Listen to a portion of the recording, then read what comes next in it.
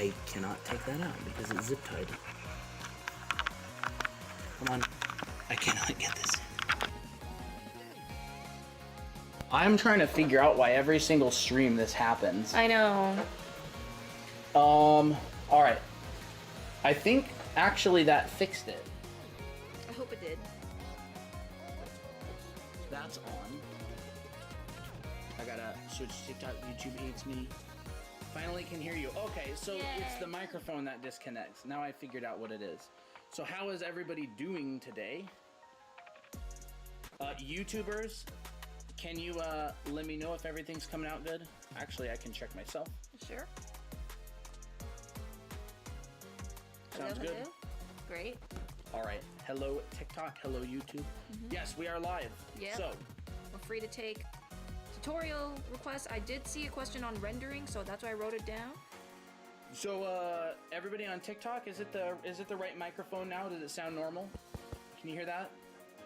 Maya 3D project at the moment. Nice. Nice. Sweet. Sounds good. So I think I figured out what the audio problem is, which seems like for some reason our microphone that connects to our camera Wasn't connected? disconnects. Oh. in Well, some that's way. not good. Male bodies. Male bodies. Male bodies. Yes.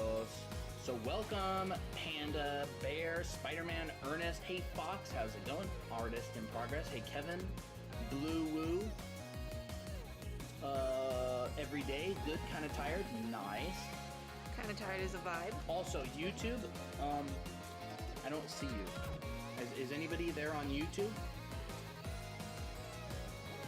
Let us know. Views 29. So, the cool thing is, it looks like we can actually restart OBS while live on YouTube and it stays live. So if our stream starts glitching and lagging really bad, like usual, we can actually restart OBS. Okay, that's good. Yes. All right, Jay. Good. Thank you. Younger characters. characters. That's an interesting one. Shorter chins. Shorter chins. Shorter chins, bigger eyes. Yeah, we can go over that. So how is everyone doing today? Let me go ahead and tag the Discord server at everyone. Poor Fox having a bunch of homework. On YouTube and TikTok. Jay Good says yes. I'm guessing that means you're on YouTube. Awesome.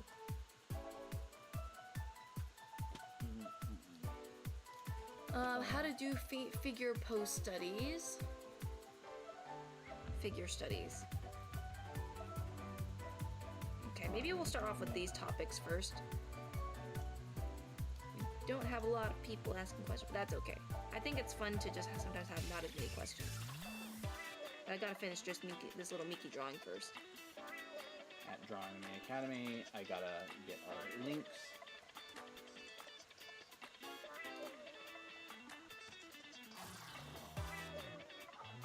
There we go.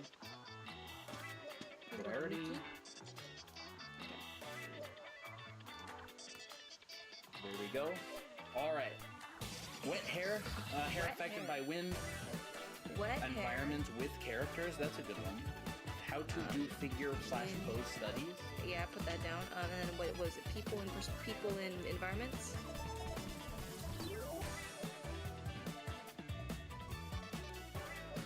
I can't write, but that's okay. All right. Well, maybe we'll start off with male bodies because I feel like that is Ruffles and skirts. I know you like ruffles and that skirts. one. I do like that one. Ruffles and skirts. Okay, we'll do those topics for now, and we'll add some more if we feel like it's a good topic to add. Stopped by to say hi since I'm grabbing dinner with a friend. All right, Sarah, have a good one. Thanks for saying hi, Sarah. Sarah's our local full-time job Minecrafter. At this point, yeah, full-time job. All right. Everyone's coming in slowly. Yes. Yeah. Male bodies. I think what's really, you know what, I gotta move Mickey over a bit. I want the list to be showing. I love this song. So male bodies, Danny draws. Hello. I think short male hair. Short male hair? I think that's plenty for now. Yeah, I think so too. I would do proportions first, but I feel like I always cover proportions. So I think instead, let's talk about more like torso shapes. So there's multiple ways that you can think about male torsos. In fact, just think of them in like very simple shapes like a trapezoid and a square, I think is pretty good, or rectangle. What's up? YouTube, I wanted to ask you, is our stream in 1080p instead of 720 now? Can you check? So this looks like a male body. You can also have a male body that is a little bit slimmer, so maybe a not super wide trapezoid, so maybe it's like a thinner trapezoid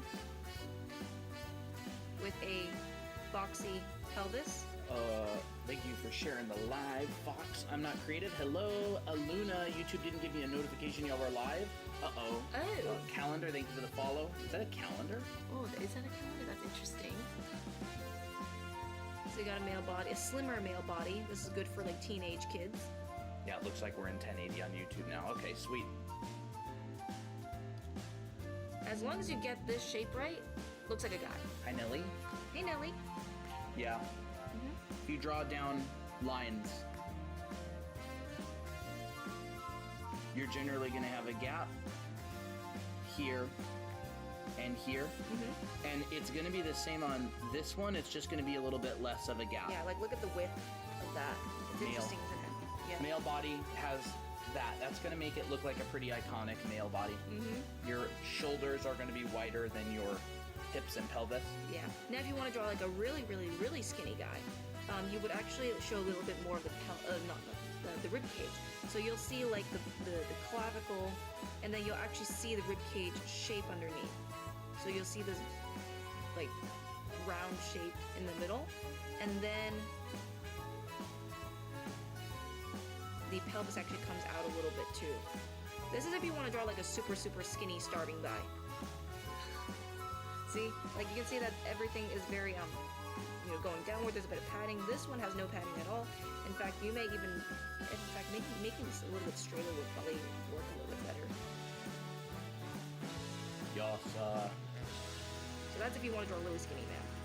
Glad to see y'all got your camera fixed from last live's glitching. The camera starts glitching after we've been live for a while. I think it's an OBS problem, and I can actually restart OBS while live. So if it gets glitching really bad, we can restart it. Yeah. But it will pause the live for like 30 seconds. Howdy, Crits Can. Hey, Crits Can. So YouTube, just to double check, are we in 1080? Right now, are we streaming in 1080? Kireiji Art, hello. Hey. I saw someone say my name up here. Next year, I will be in AP Art making my first portfolio, and I'll be making backgrounds for it. I remember awesome. AP Art. Sweet. Yeah, I realized that our canvas inside of OBS was actually only 720. So I think another thing with male bodies that I can't get right sometimes is actually attaching the legs. Sometimes I'll make the leg look like this, and that's actually not the vibe. I don't want that. Unless that's what you want, I don't care. I actually, to make it look a little bit more masculine, I actually make the legs a little bit thinner and actually contain it within the width of the pelvis just a little bit more. I know it seems a little bit awkward at first, but the more you do it, the more it feels like a masculine character. It's not making the hips too wide. Hey, Daniela. Hey. Bella, thank you for sharing the live. OMG, you're so pretty. Oh, thank you. You mean these eyelashes? I've always wanted to go like this, but... I have to take a shower, but I'm gonna rewind on YouTube. Nice, Renee. Nice. Alright. Both of you. Both of you. Colton is very pretty. I'm very bald. That's pretty. Mostly bald. We should shave. No, you don't need a shave. You like fuzzy? I like fuzzy. Beidou, come in please. Hello. I think that's the main characteristic for male bodies. Mr. Clean, yeah. I think if you want to find the ribcage and the pelvis, just make sure that they're in 2 equal parts. Top part is the ribcage, the bottom part is where the pelvis and the obliques are. Halfway from the second part is the start of your pelvis, and that's, the proportion method and stuff. I can cover the proportion method some other time, but I know that takes like a heckin' long time, so I don't think I'll do that right now. What brush? If you want the brush, Bianca, you can go to our profile profile on TikTok, you can click the link on our profile, and then you can go over to, you can go down to the green button that says digital brush, and you can download it. So free download for the brush in the link on our profile. Yes. Ooh, Dove says, completed my first weekly challenge on the Discord. They have been scrolling through other people's work, and they all look so good. I know, the challenges, like, people have been, like, going... I heard from Colton that people have been really slaying on it, so I'm super excited to see it on Friday. What about 3 heads tall character? Is it the same concept? Yeah, well... For the most part, like, it depends. A 3 heads tall character would basically be like a chibi, right, at this point. So, Colton's gonna draw something. You're basically going to have to fit the body into 2 heads. Yeah. So you're basically going to be... This is your head, and then your body is going to be broken up proportionally. Yeah. Like this. So that means if this is 2 equal heads and they're 2 equal sizes, you know, halfway, like that upper body, lower body. It'll just make the head look really big.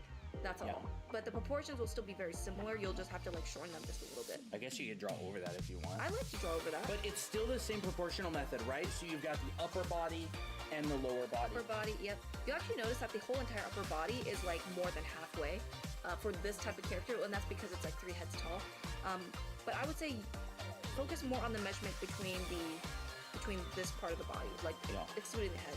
So I would say divide the body into halves for this part, where this is the upper body with the torso, this is the legs, and then you can divide this in half. Welcome, everybody. Here's like your rib cage on TikTok. Hey. Here's your torso, here's your pelvis, and it looks proportional. The neck will probably be a little bit smaller or bigger depending on the style. Yeah. And then you could just... And this head right here, this doesn't have to be the cranium.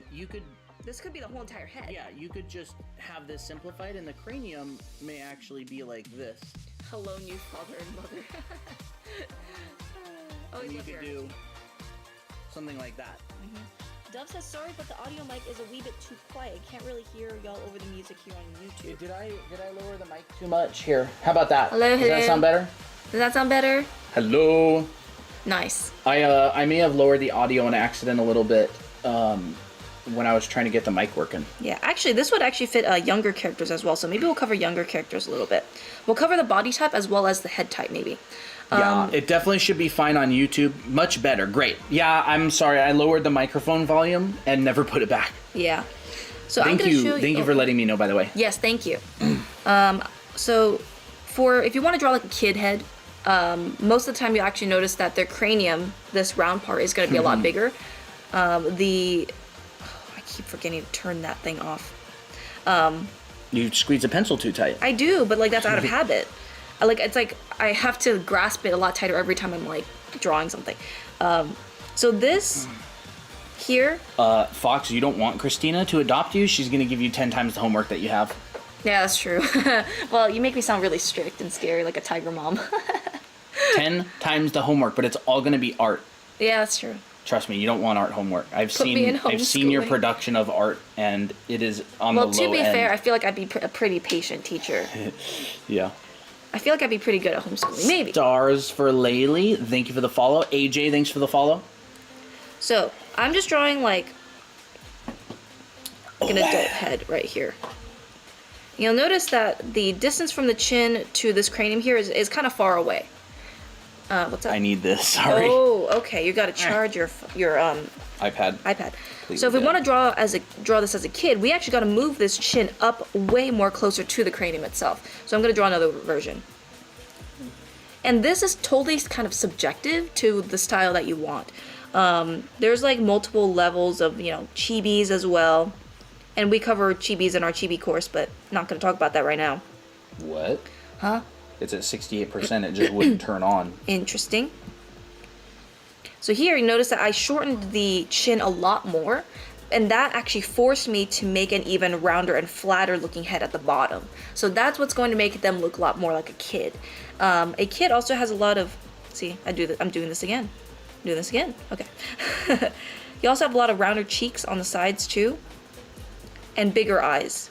So you'll notice that for maybe like the adult, the eyes could be about maybe this size, approximately, for this type of character. But for a child character, the eyes will look a lot cuter if they were much bigger. Now, do not go past this line right here, or else it's gonna, I don't know, look a bit like a creepy monster. Although you could, I mean, that kind of looks cute, I guess. It kind of, like, I almost imagine, like... Oh, okay, that's cute. That's cute. Oh my gosh. Oh my Boom. gosh. Okay, that's a dog right there.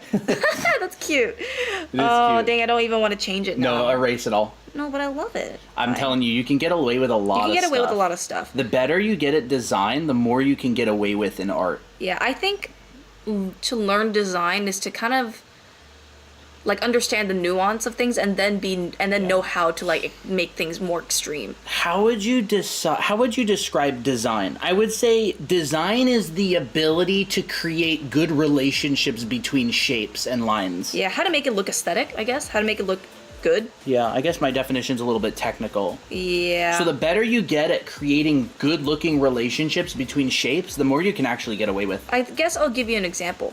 If I put the nose down here and the mouth down here, that doesn't look very attractive. Because, unless it's a puppy. Unless it's a puppy. But of course that will depend on like if this is an animal or a person. So if you look at a normal person, there's going to be spacing between the chin and the nose and the mouth, and if you make it a lot higher, now it looks a lot more attractive because it feels more human. Yep. But they also do this type of stuff, where they're like, when they're like, yeah, oh yeah, I know. Like munch something. I know what you're talking about. They'll go like they'll shorten the let's say this is a cookie. Yeah. In front of it, they'll actually push the mouth like that. Yeah. And it's like actually super cute. Like that. Should I make puppy Colton? Sure. As long as it's not cursed. And then we'll make him crying. Make me the most adorable puppy you've ever seen. I saw someone say they really liked the brush. Awesome. Yeah. It is a very good brush. When you do eyes, how would you color them in anime style? Ooh. I could cover that. We do have a lot of other stuff to do, but I could do that really quickly. I've been doing a lot of that as well. So I can color eyes. I color eyes usually in like 3 steps. So I have my eyeball right here. I first decide if I want this eye to be light or dark, or medium toned. So I'm gonna choose medium. So that means it's not gonna be too dark and it's not gonna be too light. It's gonna kind of be like a middle tone gray right here. And this is kind of like my base tone, so this could either be like a dark blue eye or like a brown eye, right? And then after that, I mark out where my pupil is, and then the top part of the eye right here. And I'm gonna shade this all in shadow. I'm just gonna blend this all in. Mm-hmm. So this is just a simplification of how the eyelid casts a shadow down onto the top part of the eye. And so you'll see this like ellipse looking thing. That is a beautiful definition. Were you talking about the design definitions earlier? Kami Sato Slumber Party, thank you for the follow. So then what you'll notice for some anime artists is that they actually put like a little highlight at the bottom. Right here. They put some little highlights at the bottom. And then they'll also put a highlight at the top. Now I personally would make this lower half a little bit darker than the highlight itself, just so that it doesn't make it look too stripy, and it's not competing with the highlight. We started watching Food Wars again last night. Oh my gosh. And we watched the first couple episodes, and we realized just how much Christina's style has been influenced by that style. I was very influenced by that style. Very much so. It's one of my favorite styles. I think I used that a lot as reference back then, and I really liked it. So yeah.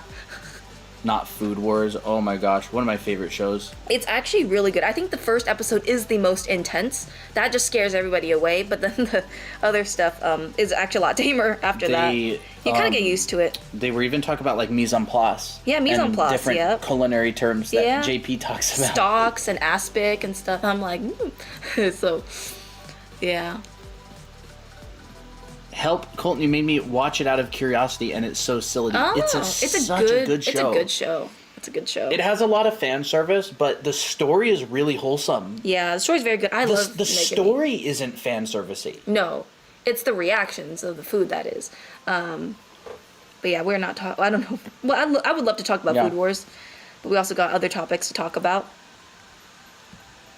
I think wet hair and hair in the wind would be really interesting to cover, and then maybe we'll go back to like figure stuff. No, yeah, and then maybe we'll cover like a little bit on rendering if that person is still here.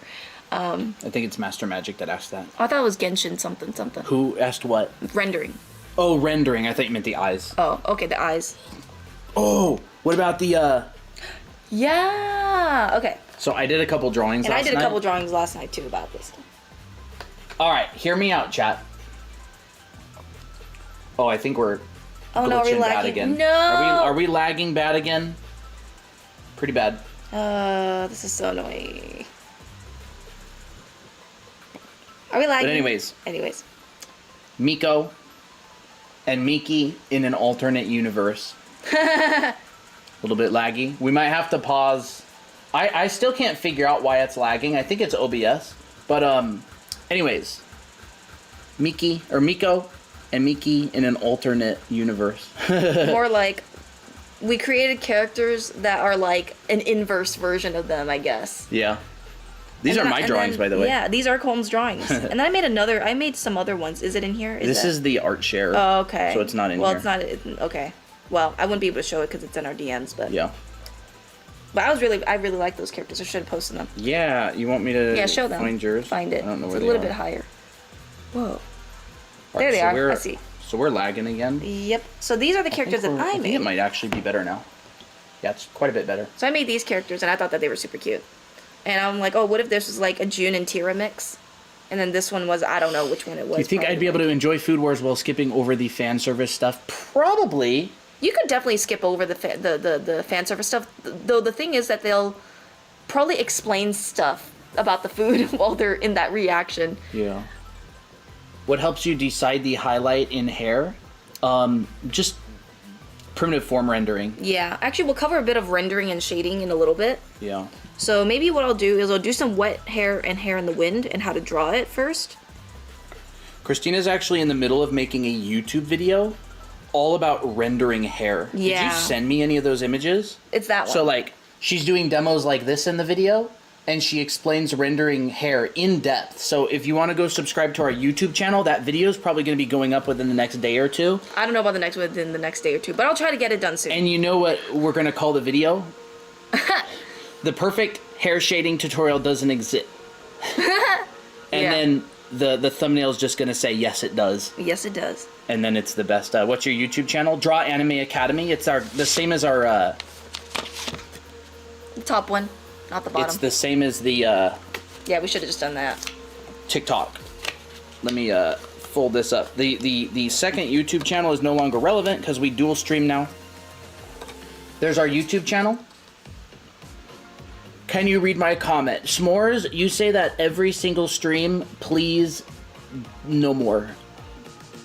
If you ask a question, we will read it if we find it relevant. Otherwise, please don't beg to get your question answered. So, if you want to draw wet hair, I think wet hair is always followed by like a bunch of clumps and a bunch of, it's either like a mix of clumps and then also followed immediately by that is like a bunch of like individual strands. So if you can know how to control that, you'll be able to draw wet looking hair.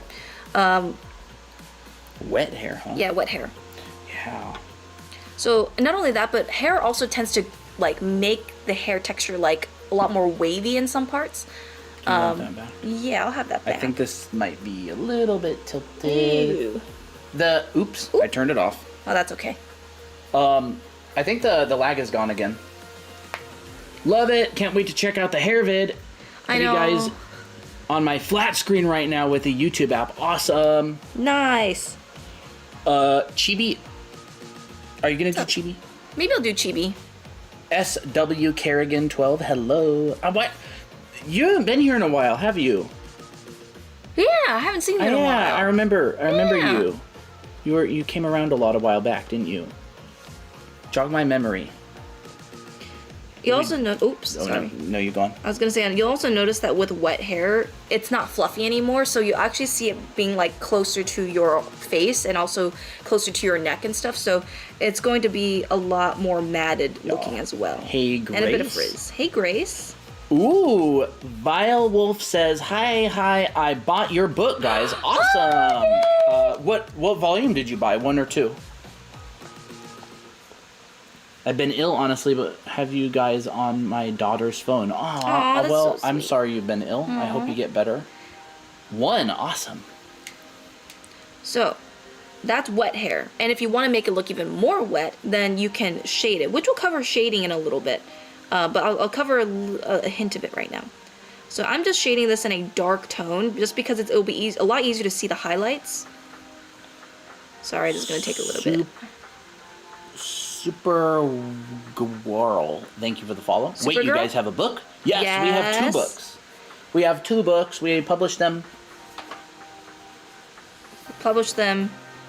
And what? Published them, and this is them. Yep. This is volume 1, How to Draw Manga. And this is volume 2, How to Draw Characters. So, yeah, they're on a link on our profile. We're also buying both books because they've been doing so good with your lessons. 3 of my older kids. Oh, awesome. Oh my gosh, I'm so glad. That's very, very kind of you. I know you will absolutely love them. I have them both. Awesome. Yay! Your book helped me so much. Thank you guys. By the way, my art aged over like a week. Awesome. Whoa. That's cool. My art aged over. I actually like that term a lot. They're in my library now. Oh. Well, I'm glad y'all like the books. Yes. So right now, all I'm doing is shading in the hair, and I'm marking out where my highlights are with my shadows. So you'll notice that the wetter the hair is, the shinier the highlights will be. I think that's really all there is to shading wet hair. I'm also going to add some stray strands, framing the face to make it look even more wet. For real, I draw bodies way better now after I've used the book to practice. Honestly, we should be screenshotting y'all testimonials. I know. I wanted to say, if you are in chat right now and you have the books, one of the biggest things that you can actually do for us that doesn't cost you anything is go leave a review on Amazon. Especially on book number 2. Yes. Book number 1 has hundreds of reviews. Book number 2 only has 30. Yeah. So if you have this book and you enjoy it and it's helpful, please give us a review on Amazon and take pictures of the book and stuff if you want. Post the pictures and all that. Mm-hmm. What is TikTok Fest, Kerrigan? TikTok Fest? Yeah, what is that? I don't know what that is. All right. So 1 sec, I want to go on my alt so I can gift. Oh, you don't have to. You don't have to, but thank you. We appreciate it. So another thing that I'm going to do is I'm going to sharpen the highlights a little bit more. I'm going to go into the highlight areas and I'm just going to paint them out a lot sharper. Oh wow, I'm going to leave this for a sec and buy them before I let it leave my mind again. Thank you. We appreciate it. Hey, looks wet, doesn't it? Definitely wet. Some people also add like little... Especially, yeah. Especially when you start doing stuff like this. Yeah, it's context. It's context.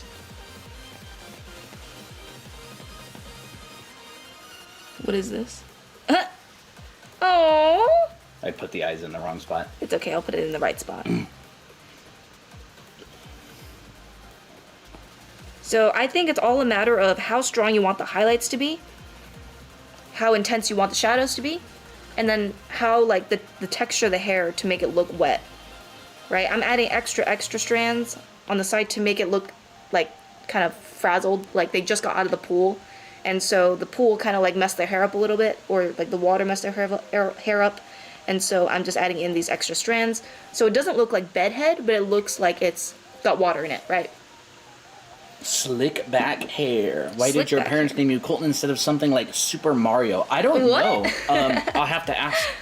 Cool. Okay. Alt. Oh, this is your alt. So okay. You are... What's your other username? Sorry. Vile Wolf. Okay. Wait. Oh, yeah. Thank you very much. Also, Kevin, thank you for the heart me Kerrigan, thank you for the Fest Burst. Ooh, and thank you. Tuza, thank you for the rose. Really appreciate it. Yeah.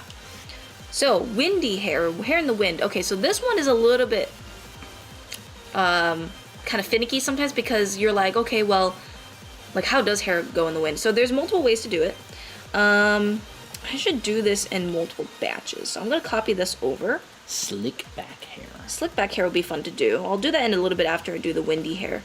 I'm back? I don't know, are you? I don't know, can you? I don't know, can you? Stinking teachers who do that. I don't like that. It's like petty authority. It's not even like, people don't even do that. People don't even go and ask people in the store, may I use the bathroom? Like, come on. You do ask where the restroom is. But anyways. So, I forgot to add next, crap. Boop, boop, boop. There we go. So if you want your hair to go in a certain direction, that's one thing. It's more about how wild do you want the wind to be. What's up? I was just thinking, when a teacher says, I don't know, can you? I would respond, do you want me to try right now? Do you want me to try? I don't know. Do you want me to try right now? That's wild. That's wild. That would be literally that the would perfect be response. Oh, I don't know. We should go back in time to school to say that. Yeah. I would not say that. Please, somebody who's in high school or middle school, if your teacher ever says, if you say, can I use the bathroom? And they say, I don't know, can you? Please respond with, I don't know, do you want me to try right now? To be honest, I feel like they get in trouble for responding that way. I would have said it. I know. I'm an explorer. You're an explorer.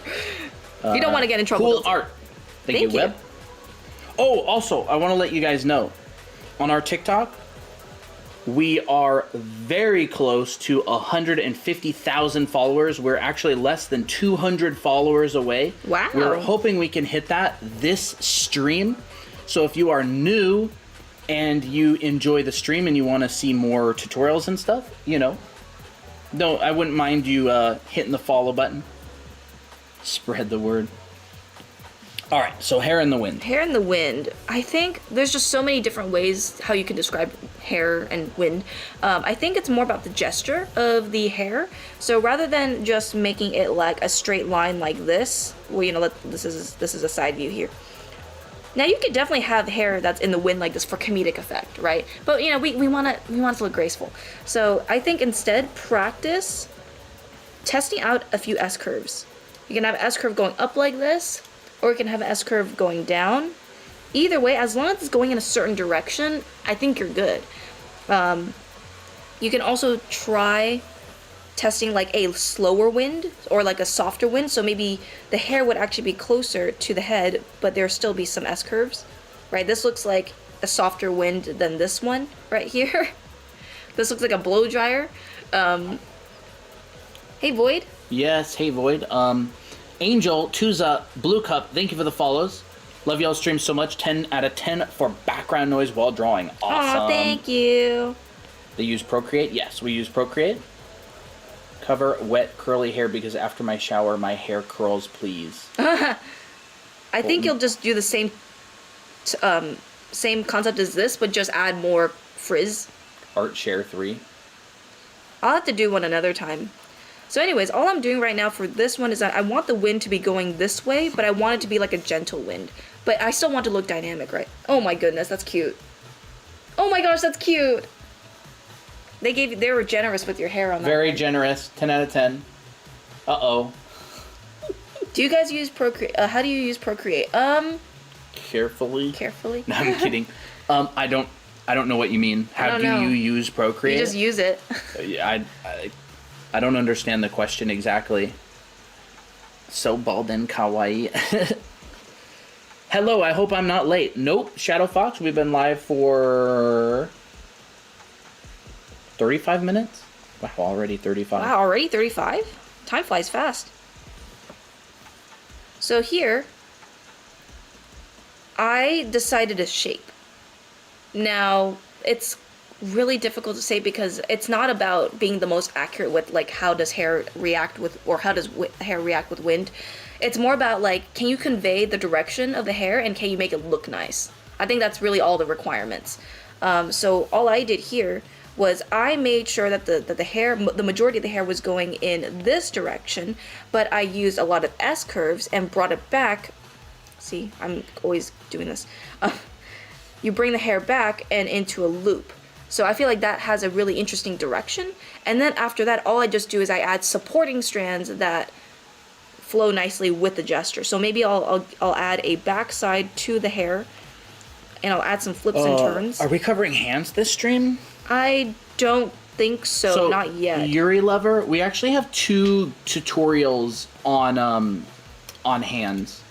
They're both on our TikTok. So if you want a hand tutorial right now, I'm not sure if we're covering it this stream, but we've got this tutorial right here, that one on hands. And then if you go all the way down here to this crying guy, that's another tutorial on hands as well.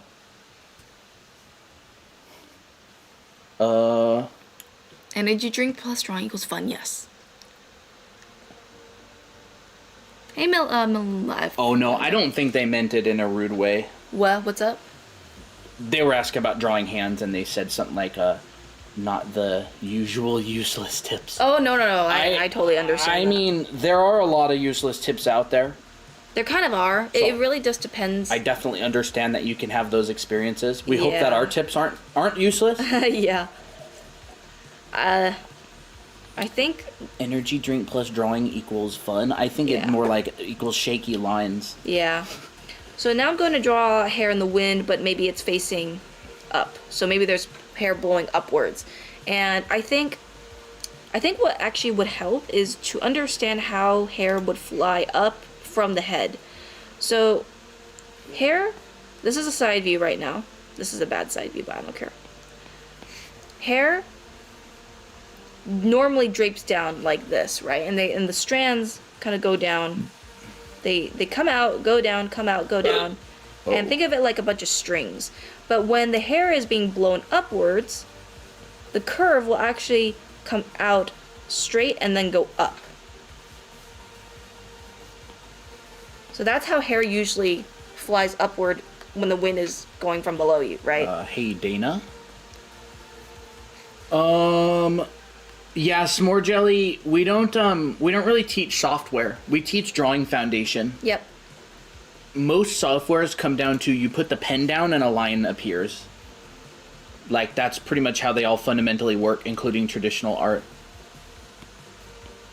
So awesome, Kerrigan. Really, really appreciate that. Thank you for getting the books, W. Kerrigan. Yep. Hey, hi, Paco. Paco, welcome. Mavis says, so this is helpful. I hope it is. I hope it is. Luckily, I need help. Oh, so this is helpful. That was the second part of his statement. Okay, luckily, okay. I needed help on hair. Okay. So this, if I'm going to draw, like, shorter hair, you're going to see that same movement on this side over here. So you'll see that it starts coming out and then blows up in the wind. Cursed Colton Zuko. Someone already did that. Yep. They beat you to it. I followed you on Amazon, too. Awesome. Oh, you did? On Amazon, so when we publish new books, they can get notified. Oh, that's cool. Thank you. Bridget is my government name. Nice. That's a very nice name. I like that name, Bridget. I don't see a lot of Bridgets. So this is the back of the hair. Then I'm also going to add in hair from the front. And the hair from the front will actually look a lot shorter. It'll be more like a C curve, like down in here. So whereas the longer strands will have more of an S curve going up, shorter hair will have shorter C curves like this. So we're gonna do that here. Oh wow, Nova Uchu, that's scary, but I'm glad you're good. What's Car up? accident. Oh no. So they're fine? Ari draws cats. What was that click? It sounded like something went off. Yeah. Car accident. I was in a car accident. The car got totaled. You? Yeah. Really? Yeah. I never knew you were in a car accident. Yeah. Back when I was in like high school. That's crazy. That's Colton lore that I don't even know about. Really? Christina never heard about the Colton car accident lore? No. What car was that with? Kevin's friend, Austin's Subaru. Oh. I think I remember that story actually. Was he like driving? I don't know. I'm not going to say anything, but I think I know the story. Recklessly driving. Okay. So there's hair in the hair, flowing up from the wind. I wasn't driving. I was in the back. Colton was in the back. He was a passenger. Can you show how to draw cats? I don't know how to draw cats very well, so I wouldn't. What if you just drew like a really simple cat? A very simple cat is just an oval or a circle, whatever, but I like an oval because it's cuter, flatter face. I draw 2 triangles on the sides. I add a little tuft on the cheeks, and then I add some eyes with a little lash, and then a little 3 for the mouth. And then after that, I draw the whiskers. That's how I draw like a little simple cat. Oh, and then we don't want to forget the tabbing mark, which is like a little M.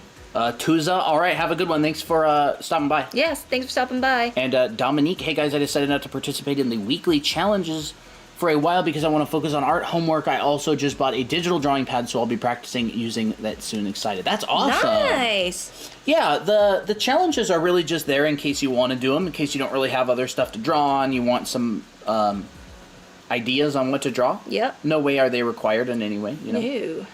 But yeah, awesome. What other way? That looks so cute. This thing? M. The M? Majin Kitty. Oh, that's funny. Let's see. What other hair in the wind? I think if you want to draw like short hair in the wind, you will not get this S curve, but instead you'll actually get more like C curves. You'll actually see most of these strands following a very similar direction, and it's actually a lot more direct. So rather than a very flowy pose or a flowy gesture like with long hair, this one's a lot more like straight dynamic lines that are diagonal. C, hello. I need help with the body. Cat advertising McDonald's. We'll cover bodies in a little bit. Why did you draw an M on the cat's forehead? Because it's a tabby cat. Is it?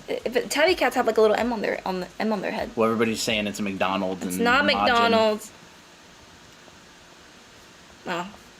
They have like a little M, like this. Do they? This is cat like lore I don't know about. They have, I don't know, I can't draw it right. That's why I put an M. But I will not put an M anymore. But if you want it to be like another patterned cat, sometimes they'll have like a little triangle with like some fur patterns. Like that. We'll do that for now. The brush you can get for free on the link on our profile. It's a cute kitty. Yeah, it is very cute. I didn't know why there was an M. I thought it was like Majin or something. I literally said it's a tabby. Yeah, I don't know what tabbies look like. I believe you. Tabby cat. They do have little M's. Oh yeah, I'm sure they have little M's. Crap. It's not even showing up correctly. But you see the M in there. It's kind of like 3 lines. They are kind of like 3 lines. That's cute. Yeah, it's more actually like 3 lines now that I think about it. Is this Procreate? Yes, it is Procreate. And the brush, it's just one brush, and yes, it is free. I had no idea. I guess I'm not a cat artist at the end of the day. I'm not a cat artist either. I just like cats. Slays, hello. All right, let's do figure studies next because we're also want to talk about bodies and stuff. Yo, the brush is completely free.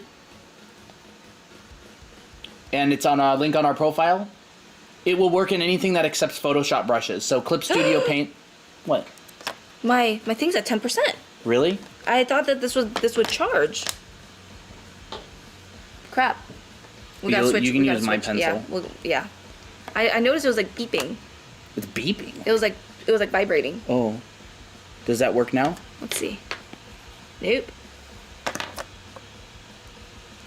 Huh. How do you connect Sorry, technical difficulties. This ain't connecting.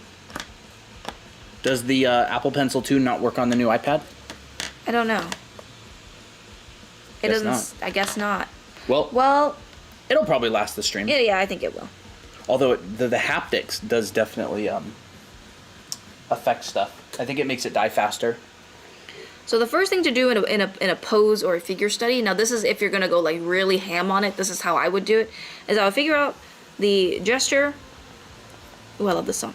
Gesture, proportion. Hasbin Hotel. No, the link probably just doesn't show up to you. If you want to go to it, take a screenshot of this, and then type that into your browser. Yes, Procreate comes with a bunch of free brushes. Yep. So yeah, take a picture of this. Type it into your browser. It'll be a green button. It says digital brush. You can download it there. So that means you're finding out your proportion and you're thinking very, very simply.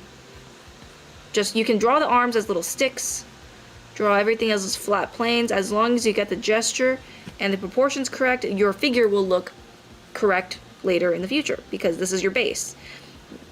Now, of course, this takes a lot of time to get used to, but this is what helped me a lot to understand how to draw figures. So once you have that done, in fact, I don't think that this is correct because I think that the legs are a little bit too long. In fact, at this stage, fix whatever you need to fix. So this is like, okay, I noticed that maybe the legs are way too long compared to the top part of the torso, right? So it looks really long. So I'm gonna make this a lot smaller and move it up. There we go. And see if that feels better. And then once I'm happy with all that, then I move on to the next stage. You know the brushes that you show in your school in the bonus class? Yeah, what about it? I think we put 40, 50 brushes in there. They're like all the most common ones that we use. Yep. Next one is to add forms. So this, of course, depending if you have a reference or not. I don't have a reference with me, so I'm just drawing like a random pose. But the next thing to do is to look at your reference and be like, okay, what direction is the arm turning? You know, how's the torso bending back and forth? And then I just use cylinders for this stage. Yeah, you can download them. They come free with the school. The download file should be on there. Yep. Yeah. It should be in that class. You can download them. So this purpose is to establish perspective. I know that this seems like a lot of unnecessary steps that you want to skip, but please don't skip this, because if you do skip this, you'll end up you'll end up with like bad looking bodies that you're just trying to wing, right? This is to prevent winging it. So please don't wing it and do this instead. Yeah. I'll buy your school program too, and can I just say I picked up the basics of drawing from you guys randomly after struggling to draw for so long now. LOL, art progression is so weird sometimes. It really is. That's so sweet, Dominique. Art progression Thank you. is very weird. Yeah. It's not linear at all. Sometimes you'll feel like if it's like a graph, it sometimes feels like you're kind of like staying down, and then all of a sudden you'll go up, and then you'll go back down a bit, and you'll think you're horrible, but then you actually get up like a lot higher the more you practice and stuff. Yeah. That's kind of like what I feel a lot. It's kind of like weight loss. The way that I've heard it is art progression is like this. And then, so this line is like your skill. And then the line of what you can see is this. Yeah. So during these peaks, what you can see is better than your skill. So you feel bad. So when you're right here, you're sad. And when you're down here, you're happy. Because you're better than what you can see. But when you come up here, you're worse than what you can see. It's like your expectations. You're still getting better. It's just what you perceive. What's the best app for drawing that's not Procreate? And you're helping me out of Art Block TY. Thank you. You're welcome. That's a pretty subjective thing. I would say try various stuff. Yeah. I think when people use the word best with things that are more up to personal opinion, you're going to hear different answers. Yeah. I think that for some programs, there's strengths, right? Like Krita, Ibis Paint, their strengths is that they're free, and then people use them a lot, and they're actually, you can actually create art with them. They have all the essential tools that you need. Yeah. Where am I supposed to type the link? Just into your web browser. Yep. Just at drawanimeacademy.com/TikTok into your web browser. So you go to Google. A URL. Yeah, where you put a URL or where you put a website link. Yes. So in your Safari app or your Firefox or Chrome or whatever. Yep. So just put it in there. Doppelfire. Doppelfire. Doppelfire. Yeah. Okay. And you'll see the green button on there. It just says digital brush. And the last step to do for the drawing part is adding some anatomy on top. So you'll see, starts from proportions, very simple, gradually getting a little bit more difficult and a little bit more complex. And then that's when we add in the muscles. And the muscles is just adding more forms on top. They just look organic. Copy, paste. How I draw different angles. Huh? Different angles of what? Sometimes understand that some questions might be a bit too general, so you might need to be a bit more specific. All right, Mavis, have a good one. You said you're Marceline, right? Yeah, that's Marceline. Making some noodles as I listen to y'all. That's a nice. vibe. That's a vibe. All right. So here, this is where I would look at my reference again and be like, okay, what are the muscles that I see most of all? You know, if I have this character right here as my pose or as my mannequin, I'll be like, okay, I see my deltoid, I see my tricep, I see my bicep, I see some forearm muscles. I'm not gonna go super in depth with anatomy unless that's my purpose. So I think with figure drawing, a lot of people think that they have to like draw the whole entire like muscle structure of the whole entire body, which you don't have to. You can just draw like the most basic forms and just describe the most important parts. Forearm, like just get that right, just get the shape and understand that, hey, this is probably one of the forearm muscles, like probably the extensor group or something like that. What iPad do you guys use? Your screen looks huge. We have a camera that's pointed at the screen, but it is the iPad 13-inch, the iPad Pro 13. It's like the newer one. Yep. So of course the anatomy will depend on how built your character is or how much you want to show, and this is more subjective. What's this? A bunch of people ask about hands today. Okay, then we'll do hands. What if we approached hands a little bit differently? If you, yeah, I would love to approach hands differently. Experimenting. Yeah. So maybe we'll do hands next. But anyways, that's how I would cover doing pose and figure studies. If you want to go like really analytical and you want to just get better at drawing people, this is the kind of steps that you would take. And especially this is very common in like figure drawing classes and stuff. Misha, Arlette has been, thank you for the follows. Appreciate it. Thank you. Thank you. Welcome everybody who's new. Tommy, Desi. Ooh, Desi. I had a high school classmate or a junior high classmate named Desi. Alexis, thank you for the follow. Chuki, hello. Welcome. Let's start off with hands then. I think maybe instead of starting with proportion, maybe we'll start off with like the basic forms. A palm is shaped like a wedge. So this is a side view of a palm. Like this is what it looks like this here. How do I get better at doing angles of drawing the characters at different angles? That would have to do with your ability to draw the forms of the character in 3D. So getting good at drawing the body at from different directions. It'd have to do with dimensional drawing. Yeah. Ooh. So this is a palm in the side and the 3/4. I'm Batman. There's a slide down here. It's basically a box with a triangular shape attached to it. Is it worth studying anatomy? If you want to get good at drawing people, I would say, yeah, it's probably a good idea to study anatomy. Yep. So then what happens is you connect the fingers afterwards. So you'll actually notice that the inside of your palm right here, where the fingers are connected to, is actually higher than your knuckles. And that's why I create that What's all this about anatomy all of a sudden? Is it an odd question, but do you guys think anatomy is really important? Yeah, I mean, understanding the muscles of the body is pretty important. The general forms. I always recommend people take figure drawing classes. Anatomy is mostly like anatomical information. Figure drawing focuses on the body as a whole. I think the important question is, like, what's the difference between anatomy and figure drawing? Because I think a lot of people assume that anatomy is just figure drawing. So, but I think as you get deeper into learning art, anatomy is like being really specific and being really like deep with where the muscles are. Yeah, like anatomy is like an information thing. Yeah. Like information about parts of the body. Yeah. Muscles, specific locations. Figure drawing is like your ability to draw a full character that looks attractive, that looks good. From real life. Yeah, I mean, both are important, right? If you want to learn something like anatomy, what's the best way to draw/study anatomy? So anatomy specifically, one of the best ways to study anatomy, like learn the muscles of the body and stuff like that, get an anatomy book and copy the drawings. Just copy them, open up your book, right? Get something like Morpho. This is Morpho. This is an anatomy book. It's filled with a lot of stuff like this. And go through and copy them and label out the muscles.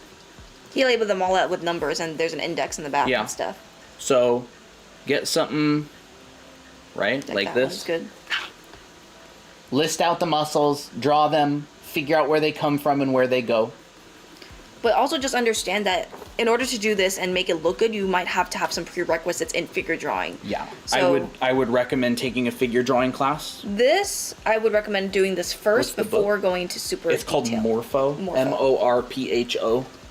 Morpho, by Michael Loricella. He's like a French artist.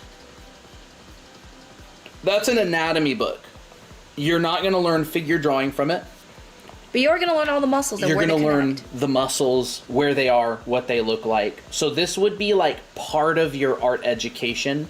Say, right, I mean, if you want to go into, I don't know, like in English major, you're going to take like a spelling class. You're going to take like maybe a class on writing. You're going to take a class on grammar. This is like spelling of the body. Yeah. This wouldn't be everything. This would be one of numerous things that you would learn. I would actually say it's more like definitions. Yeah, it's like the definitions. It's like a dictionary. It's kind of, yeah, it's like an anatomical dictionary. Yeah. I think like this is understanding how to build sentences, like the proportion, forms, and anatomy. Yeah. All right, Kevin, have a good one. Bye, Kevin. And then anatomy is like digging deeper beyond this point. Yeah, anatomy is such an in-depth subject. Yeah.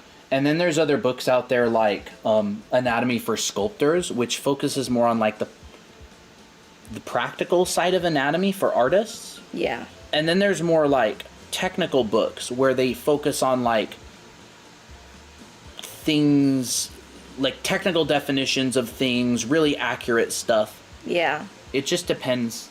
Yeah, the Anatomy for Sculptors books are really good. I think all of them. I think another great way to draw hands is just to simplify them into the most basic shape. Don't think of a hand, right? It's really hard to say this. Don't think of, I need to draw a perfect hand. Just think, okay, what shape is my palm? My palm looks like, kind of like a trapezoid or like a rounded trapezoid. So I'm going to draw that. Now what do my hands look like? Or what do my fingers look like? They kind of look like sticks or french fries, as I like to call them. Because, I mean, sometimes french fries are just yummy to think about. So then I'm like, okay, little french fries. What's the thumb like? Well, it kind of looks like a chicken thigh. So that means if I bend this forward a little bit, there's like a thick pad, and then there's a little stick and a little olive. So there's a thumb pad, a little stick, and an olive. And all of a sudden, you got a hand, rather than thinking about what's all the details with the hand, right? Fuzzsid, thank you for the follow. Harzhar, thank you for the follow. Biggie, thanks for the follow. Doppelfire, thank you for the follow. Kays and Anonymous, thank you for the, Anonymous, sorry. Thank you for the follows, everybody. Thank you. Michelle Goodwin, thank you for the follow. Artemis for Art, thank you for the follow. And Shira is my wife. Thanks for the follow. Chicken, thanks for the follow. Thank you. Love your lives. I learned so much. Awesome. You. Good to see ya. Thank you. V, thanks for the follow. Applefection, thank you for the follow. Applefection, that's a cool name. Yeah, that's fun. And I think another thing about fingers is that there's different shapes to fingers as well. There's like, if you want to draw like a masculine guy that's like a lumberjack, very squarish fingers with like some detail in the knuckles is very good. For a more graceful, delicate, like Disney princess girl, you're going to have more tapered fingers on the top. It's going to be wider at the bottom, sharper on the top. Now, this is not to be confused with super pointy hands like this. It's more of a graceful point. So, base with a softer, more Can y'all teach perspective? Would you mind teaching perspective today, Coleman? I could teach a little bit. If more people want perspective stuff, I can teach a little bit of practical perspective. Yep. If you want to draw like a bony fingers, there's going to be bones or like little sticky outy bits. What kind of perspective stuff do you want to get better at? I'll phrase it a different way. What do you want to be able to do? Yeah. Like, what do you think perspective will be able to allow you to do? Because that's going to affect how I teach it. So this is a lot more bony of a finger, because if you actually look at if you actually feel your fingers. Yeah. you can actually, and you actually pulled away the fat around it, you'll see that there's a thinner point and then it gets really thick on the outside. I can't do that to all my fingers, but you'll see that there's like a thin point and a thicker point. So you basically just draw that for scarier looking fingers. I'd say seeing things from like above, you know, unique character angles. So like top down, can't find the brush from the website. So if you're on the web page itself, you scroll down until you see a green button. It'll say digital brush. I can show it to you right now. That's not it. TikTok profile. Okay. So here is the web page. Scroll down. Green button. Digital brush. You're going to click that. And that's the Google Drive link. If you get a bunch of random numbers, you have to make sure you open it in your browser. You cannot open this in the TikTok app.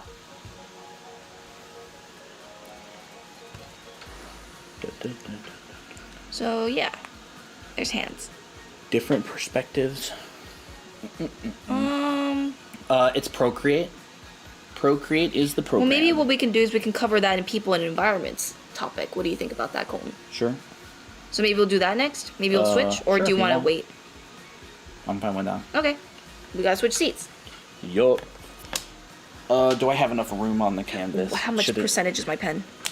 2%. I guess this won't last during the stream. We might run out of battery with the pen. What should we do? I don't know what we should do. I guess we could switch to your iPad? But then I would have to... I don't know. I think that new Apple Pencil dies a lot faster. Really? Well, that's not good. Well, it has haptics. That's it vibrates. Right. That's right. Just got my wisdom teeth removed. How do I draw them in memorial in perspective? Grab the next iPad. Yeah, I would say maybe I'm gonna tinkle, and Christina can use her iPad. We gotta turn that war mode off. Yeah, people are gonna hate that. I don't really like it that much. Christina can just doodle while yeah, I can probably just while doodle the pencil's charging. Here you go. Hey, there. Hey, chat. Stacked. We got another iPad on here.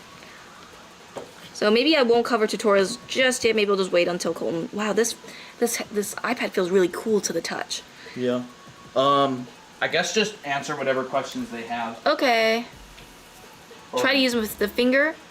I can't. I turned it off. Christina laughs like me. Really? I didn't know that I could have a similar laugh. I always thought that my laugh sounded boring. But I'm glad that you like it. So do I have to color the artwork for the challenge? You don't have to, but if you want to, you can. I think it's more fun to see the color, but you don't have to. Some people just go into black and white and just leave it at that. Totally fine, as long as you try your best. Where was I at?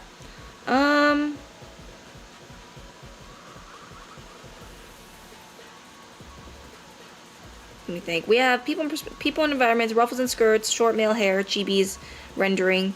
Maybe we'll cover that in a little bit. I'm collabing with 3 more people for the art challenge. Nice! I can't wait to see that. I won't because I'm lazy. Well, challenge is supposed to challenge yourself, so try at least a little bit. It's not about laziness. It's about doing your best. Trying to be lazy in the challenges? Someone doesn't want to color because they're too lazy to color it. And I'm like, well, as long as that's not very challenge spirit. Yeah. Hello, I'm back.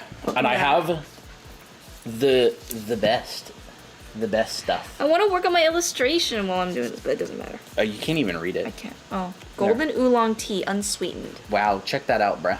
It's a lovely, lovely drink. What's the challenge?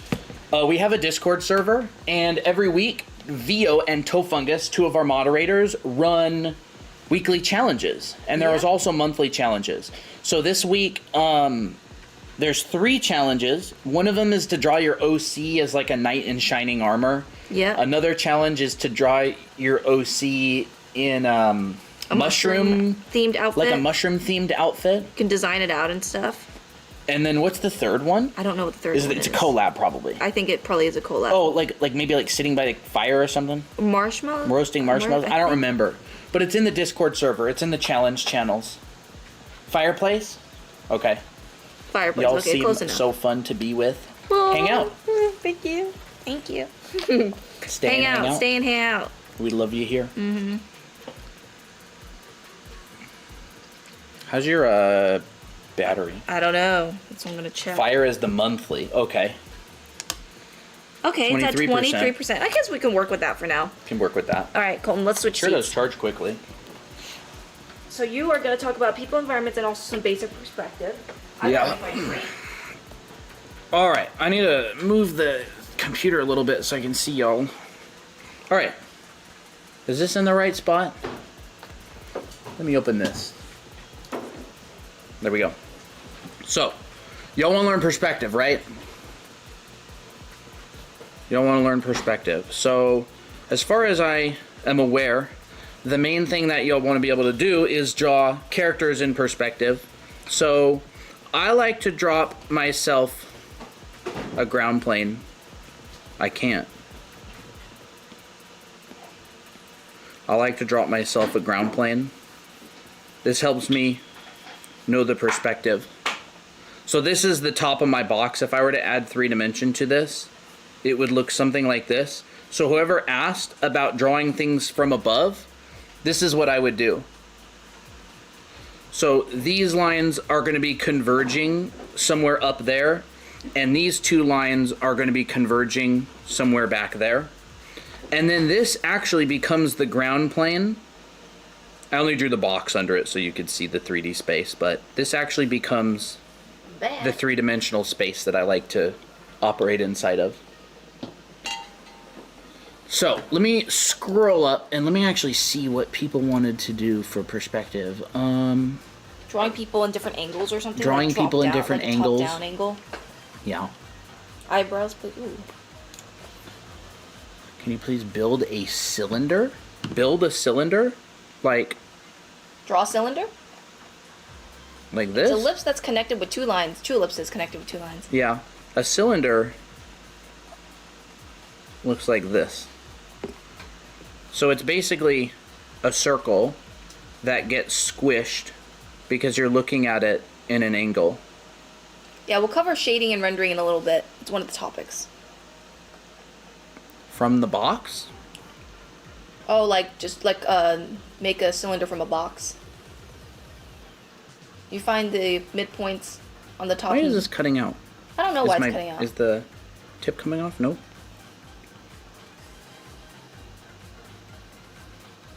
Oh, that's a nice looking ellipse. So you can see that my boxes are actually pretty square, because if I add a circle to it, it looks like a circle. And then you would do that same ellipse just on the bottom too. Yeah, and I'm going to be lazy, and I'm just going to do it like that. If you were to do it properly, you would do basically the same thing as you did on the top. Yeah, that's how you would do that. From the box. Cannot figure out how to do it in perspective. So the secret to circles in perspective is you have to be able to draw a square in perspective. And squares in perspective are really hard because how do you know how to do it? Like, because a square in perspective will literally look like this. It doesn't look like a square. But when you add... this is not a box for the head. This is just Colton teaching some perspective tips on how to, like, get a perfect box. Yeah. Drawing circles in perspective. Yeah. Like that. I would recommend doing these kind of exercises. So what would you say is not a circle? Like, give examples of what is not a circle. A hot dog is not a circle. I'll draw that more obvious. There's a hot dog. That's not a circle. That's not an ellipse. An almond is not. So this is not. This is not.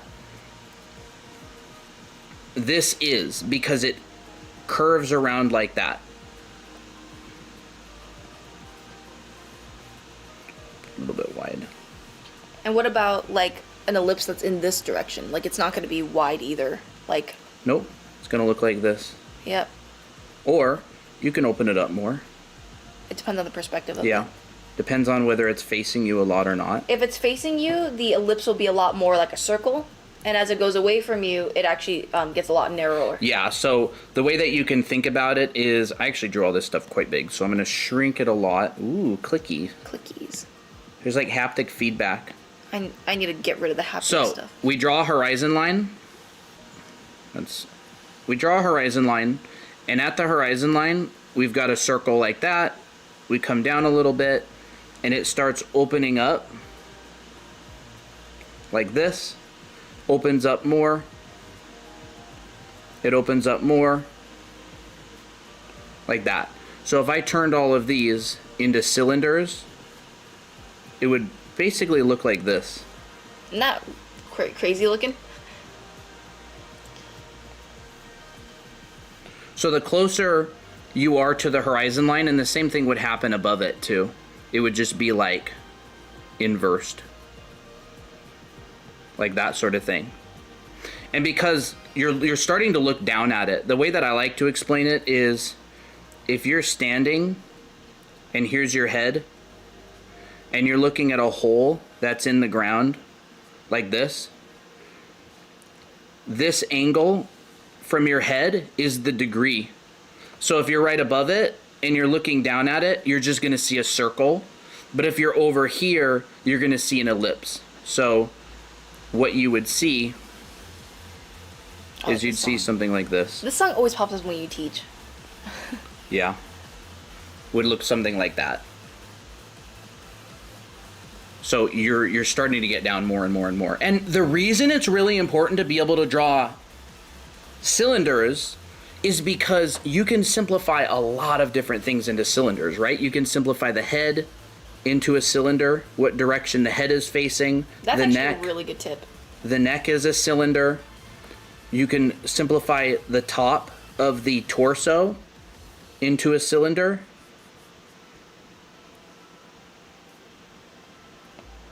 Thank you for the follow, Hestia. Right? You can simplify maybe the body here into a box. Into everything. Like the pelvis as well could be simplified to a cylinder. A lot of people simplify the pelvis into a cylinder. Yeah. I mean, it works like a hinge in a way. You can simplify legs into cylinders. Arms. That leg could be up there. Everything into cylinder. This leg could be up there. This can be simplified into a cylinder. Foxes, forget everything you know about shapes and just draw cylinders. Yeah. Right, you can do all that kind of stuff. The arms can be cylinders. Arms resting on the legs. So. And I feel like drawing cylinders in this way also shows the perspective of like the certain limbs. Like you can definitely tell what the bottom of a cylinder looks like versus the top of a cylinder. And if you know where they're turning, then you know that's basic perspective. Right. You can simplify the feet into wedges. You could simplify this foot into a wedge if you want. So, as far as drawing cylinders, practice drawing cylinders, and I'm not warmed up today yet, although I am warming up now. Practice drawing cylinders at different angles to each other. Maybe this one can come towards us. Cylinders and boxes more so. Maybe you can have one that goes down. Someone asks, Lifeless asks, should I make a manga? I have a story in mind. Should I chat? Do it. Do it. Make a manga. YOLO. Make that manga. Practice doing stuff like that in 3D space. And then once you start getting a lot better at cylinders, you can start building out people in 3D space. And cylinders are actually easier than boxes, because with a box, you have to keep track of multiple sides. So like, if I have a box, I have to keep track of side A, B, and C. And if I turn the box, I still have to keep track of side A, B, and C. And stuff starts getting more complicated, right? And if I turn the box even more. Thank you for the follow, Lifeless. I'm glad for you to be a part of the community. I have to keep track of sides A, B, and C. But with a cylinder, I actually don't really have to keep track of that. I actually only have 2 sides that I'm keeping track of, and my ellipse is going to tell me how much this is facing me. So if I rotate this cylinder around, that ellipse is going to be the thing that tells me. I think the only thing that's a bit difficult about cylinders versus boxes is that boxes you can like actually calculate how wide or how narrow like the certain sides are, but with cylinders it's almost like you have to have a little bit more guesswork. Yeah, cylinders are difficult, especially when they're going away, because a lot of the time people make them too long. Struggling with a kneeling pose. Yeah, this isn't the best kneeling pose I've ever drawn. It's a very good pose. What are you talking about? But yeah, cylinders are super powerful. And then of course, if you know how to render cylinders, which we'll cover well, actually, do you want to cover the rendering section? Like shading it and stuff? Well, I guess I can render some of these out. So you just marked out the core shadow, you added the shadow side, and then you added a turning edge. Core shadow, shadow side, turning edge. That's all you need to know for a cylinder. Core shadow, shadow side. Probably going to get more bounce light down there. Turning edge. If you know how to do this, you can render anything, and you can shade anything. Core shadow, shadowed side, turning edge. And then this one, technically, it would kind of be like that, but we'll still get a little turning edge. You can kind of cheat it a little bit. So that's how you render cylinders. Core shadow, 20%. Core, lit, turning edge, shadowed side,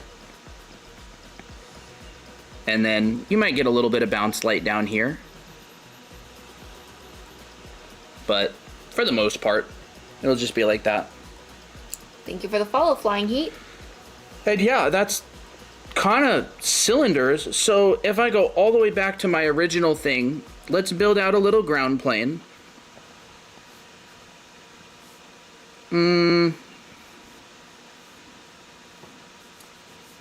Here's my ground plane.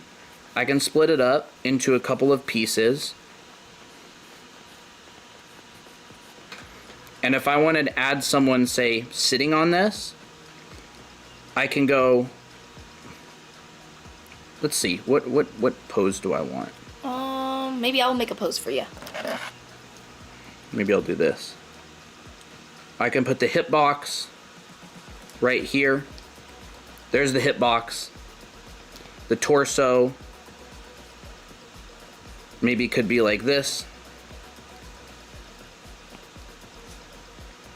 The head, we could have it facing away. We could even have just a cylinder. Maybe the legs can come up and go out a little bit. Maybe this leg goes forward. Here's the kneecap.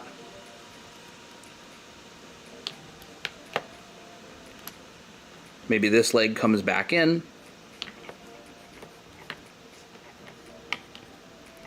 Where would this arm be?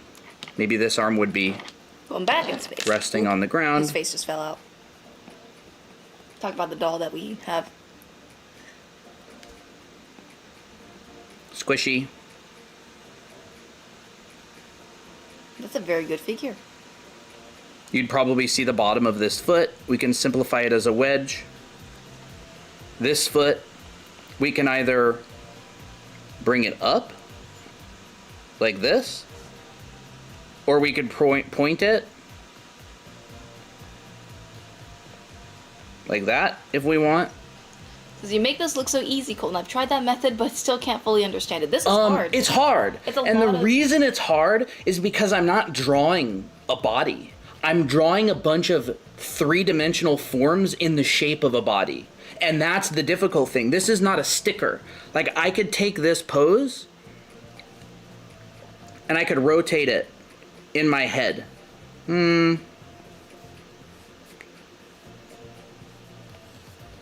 Maybe I don't want a lens that wide. I could take this pose, and if I spent a little bit more time, I'm doing this pretty fast, I could draw this from the back.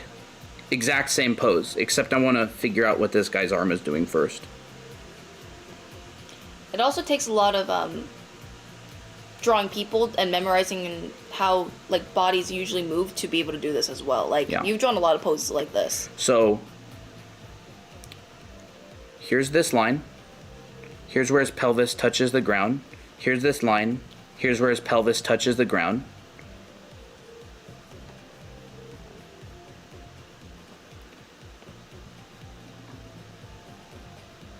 Thank you for the follow, Chi5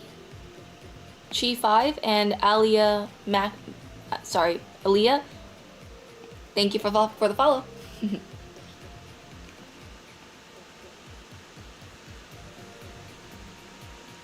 It's hard stuff. It is hard. It's not easy. He's looking this way.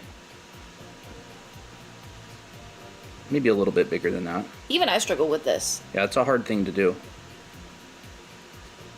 Here's the arm.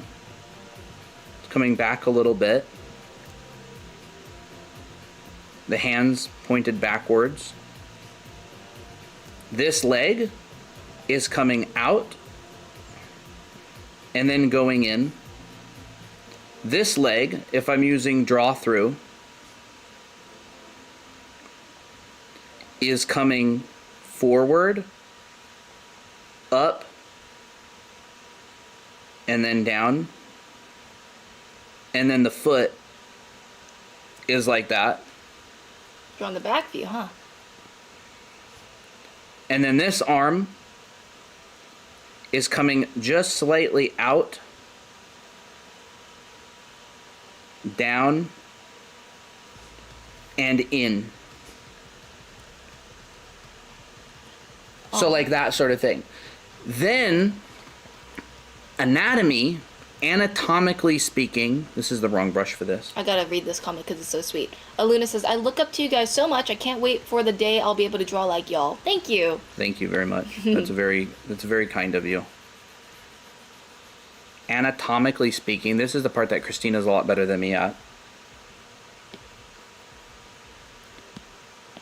Actually, I should probably have her do this. What, me? Yeah. O says, you low-key fine. I think Colton is very fine. I finally finished my art challenge. Nice. Nice. Good job. So there we go. That is how you do it. And so anatomically speaking, if you know the anatomy, trapezius, deltoid, head,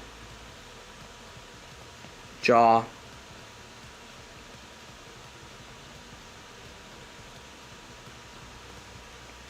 ear, neck, under the chin, center line of the back. By the way, it's Tom Bin Turong. I'm just on my main because I follow you guys on here. Oh, nice. Good to see you. I do remember that username. Any tips for new TikTokers? Depends on what you want to do.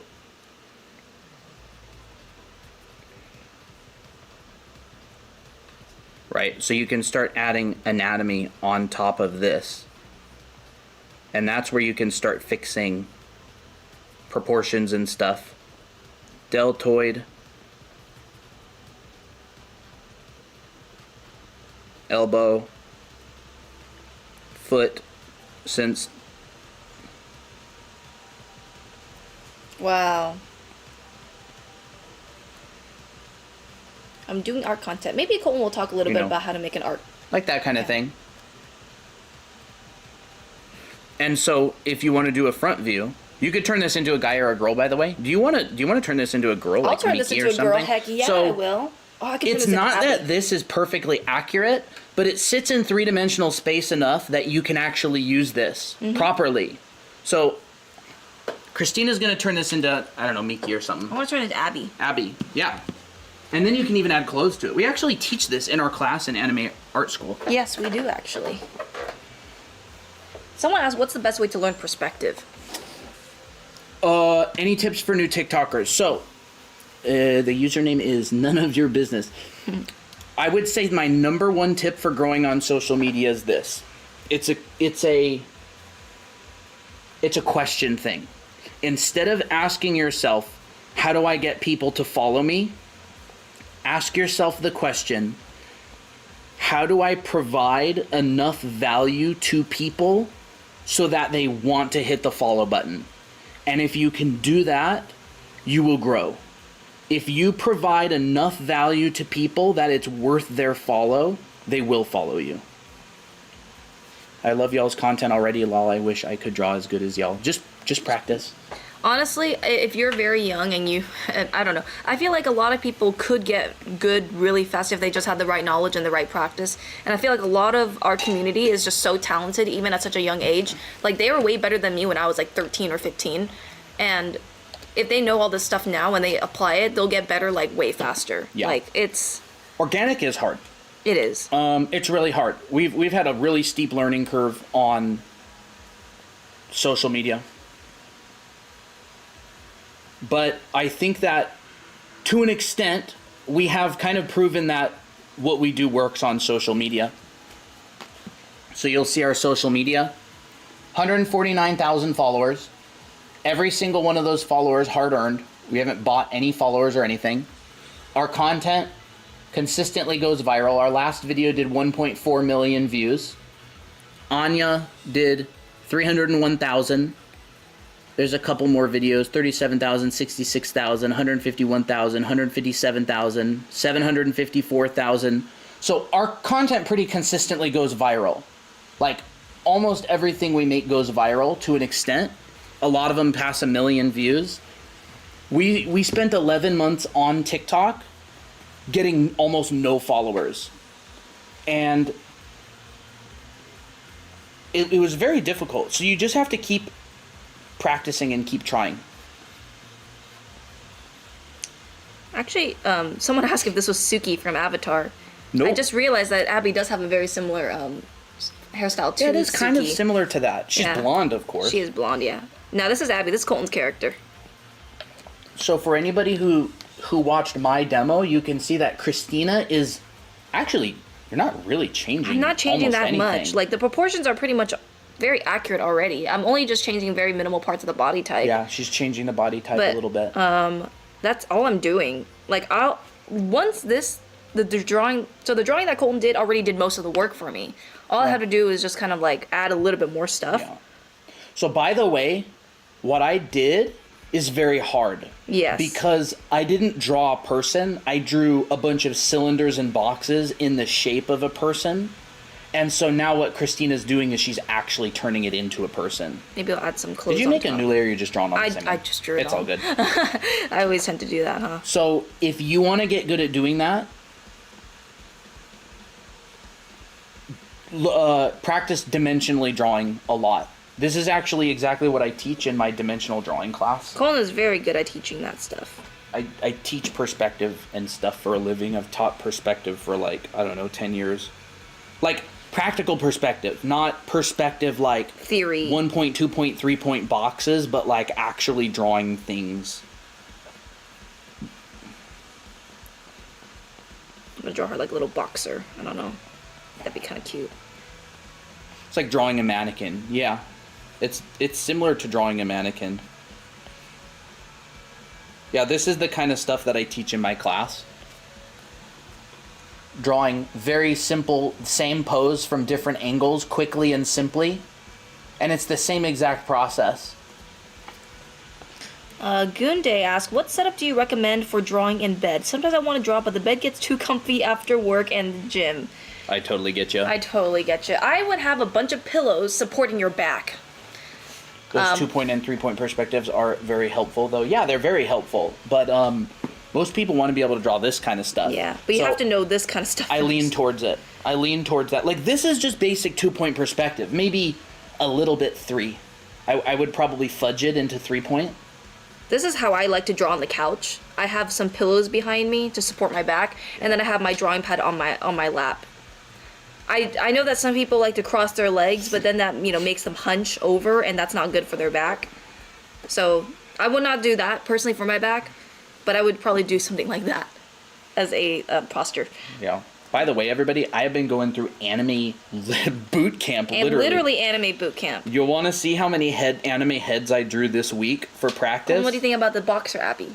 Ooh, that's fun. Ooh, what if you drew like Miki behind her, like at a different angle, and she's like stretching, like, yeah, I'm gonna. Well, I will have to make her stand up. Yeah, standing. Like standing behind her. You'd probably run into that. You can erase it if you want. No, but I don't want to erase this. We're going to put this on the demo sheet. Oh, okay, sure. Then move it, I guess. I have no idea how much longer my pen is going to last. All right, where are those heads? I think I sent Toby the full sheet. Toby. Now, I'm not as good at doing this as Colton is, but I'll try my best. How much longer are you going to draw for? How's everyone doing today? We're doing really good. Kind of late to the stream. It's all good. Eyebrows? What setup do you recommend for drawing a bed? Okay, you did answer that one. Rotated grid spotted, yeah. That's actually a really good point. Like, that's all bodies are. Here's a box, and here's another box that's rotated. That's exactly what I just did on the ground. So, Toby, here it is. This is my anime head practice from the week.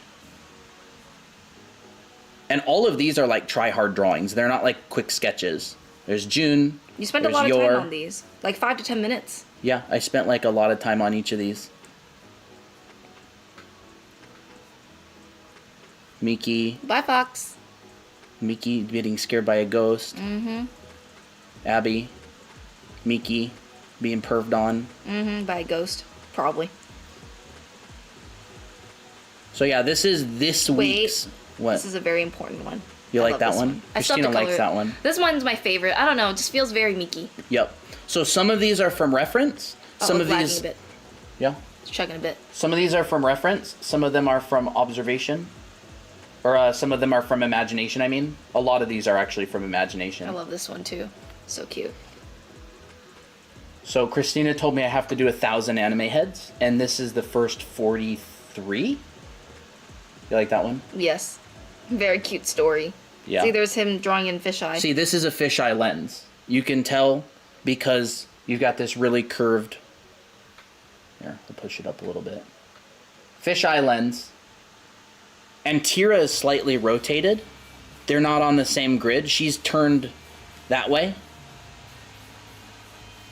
Make that flailing Miki for a sticker. That would actually be super cute. Yeah. I like that one too. You did a good one there. Which one? That one? Yeah. That one was maybe while you're showing this, I gotta charge from reference. I have to charge my thing. Tira. There it goes. June. There's some Miki expressions that I did. These are from imagination. This one's from imagination. He's on the grind. Yeah. I like that one a lot. I know, I do too. So yeah.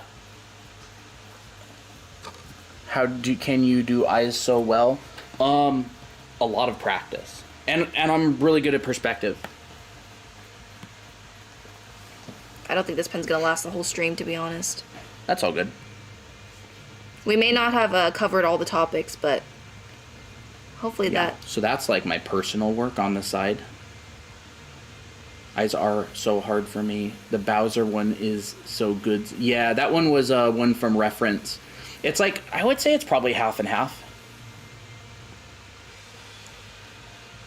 Half of them are from reference, so I can learn what anime heads look like, and then half of them are from imagination, because I want to be able to draw from imagination.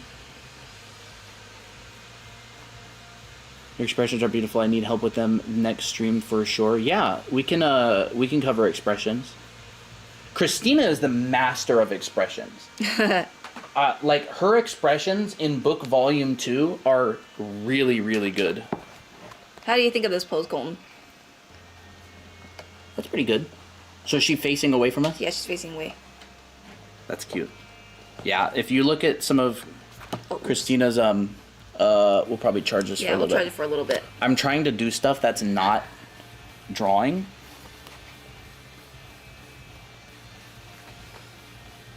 Expressions. Well, actually, in anime art school, I think I did 42 expressions for each character. Yeah, so if you're enrolled in or thinking of enrolling in our anime art school, you get a lot of exercises and assignments like these where you're doing expressions and learning how to do them. Mm-hmm. So yeah, Christina's very good at expressions. Look at these. Look at that one. That one is based off of Anya's drawing. That's funny. Unfortunately, it's all blurry. Yeah, I love all these, honestly. They're so funny. There's some really good ones. So these are all Christina's drawings. And I'm just trying to catch up. I think you're getting a lot better at it. But anyways. So, can you cover adding accessories or things like glasses and jewelry? Sure. We'll see how many maybe after Christina draws the Mickey boxer. Sure. I want to see that. You want to make that bigger? Yeah, we can make it bigger. No, not her. I mean the whole. Oh. The whole composition of it. Well, I mean, it will be very kind of pixelated later. Oh, that's fine. So I'll cut it out. Scale it up. That's not what I wanted to do. Dang it. It's always me pressing the wrong thing. I want to cut this out. It lagged and And it lagged, of course. Yeah. Okay. Cut and paste. There you go. And there we go. Well, because that is our book. It is Anime Academy, How to Draw Characters. We are the authors and have published it. Mm-hmm. There it is. It's on Amazon. You can look it up or go to the link on our profile for it. A lot of people in here that are on the stream actually have this book. We also have a volume 1 book on the basics of drawing anime as well. It is, I think, $26. Yep, $26, $27. But if you get it on Black Friday, it'll probably be a pretty big discount. Yep. Okay, I need to make this body a lot smaller because she looks kind of chunky, and I don't want. How much is a book? Yeah, like I think it's up listed for $26.95. You can check if it's on sale. Sometimes it'll be like $22, $23. Rah, I'm back on my side art account. Nice. Nice. 22 pounds in the UK. Yeah, I know you can get it in the UK. I know you can get it in a lot of different countries. It's print on demand with Amazon, so the book doesn't even exist until you click the order button. They print it after you buy the book. And so there's no inventory. So the books don't exist until you order it, and then they get printed and mailed. So it allows self-published authors... Whoa. That's enough of that, TikTok. I don't need that today. I think I'm going to change her pose because I don't really like how I did the pose there. I feel like she needs more sass. I think I just need to draw her from the front view. Yeah, instead, maybe so. Because I don't... Back views are hard enough. Let me think. Next day delivery on Amazon. Wow. That's actually pretty good. So you can see that Christina's doing very similarly to what I did, except she's just a lot better at it. But she's just taking boxes. So whoever earlier said about rotated grids, if we ever meet y'all in person, would you autograph our books? Absolutely. Heck yeah. Okay. So what Christina's doing with the torso and the pelvis is what I was doing on the ground earlier, which is like, if you're going to rotate something, you can like rotate it. I'm at a weird angle, so it's a lot harder. Well, I think one of the things that can be confusing with drawing different poses into perspective is that the upper body and all that stuff isn't necessarily connected to the grid at the bottom. Your feet are connected to the grid at the bottom. Yeah. But everything else can kind of be like a bit more flexible. Free floating. Can be free floating, exactly. Yeah. And that's what I thought. That's what I struggled with a lot. So if you wanna, you can like rotate things. And that's all that Christina's really doing with the body here, is she's doing that same principle, which is like there's a box. And it's like rotated, say, at a different angle in 2 different dimensions. And that's how you can think about the torso. Mm-hmm. Hold on, I'm actually learning something. Nice. It's 2 a.m., so I need to sleep. All right, have a good one, Kerrigan. Bye. Thank you for joining. I think I'll give her a high bun. That's cute.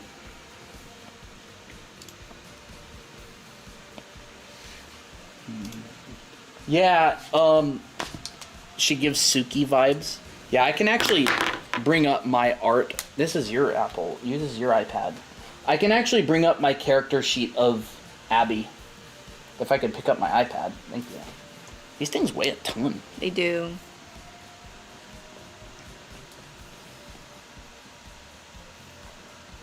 Character references. In fact, I think this needs to be a lot smaller. Here's Abby. That's what Abby looks like. She's so cute. There she is. That's her as a kid. Christina's probably drawing her as a high schooler right now. Yeah. I don't know what hairstyle she would have as a high schooler, but I just kept it the same. Yeah. Because it's a good hairstyle. And here's her actual reference sheet.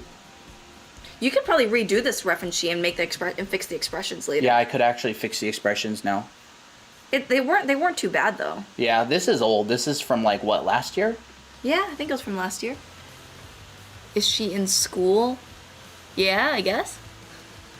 Yeah. They are athletes in this drawing for now. For now.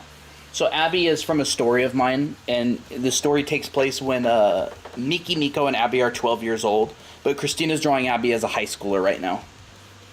Like, with Miki.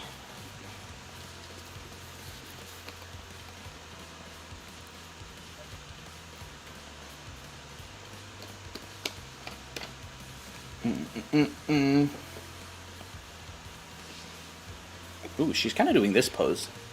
She is kind of doing that pose. Although I'm having her stretch out her arm this way.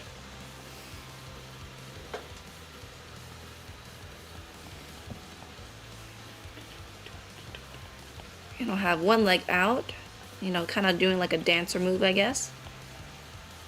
And then one leg in, going down straight.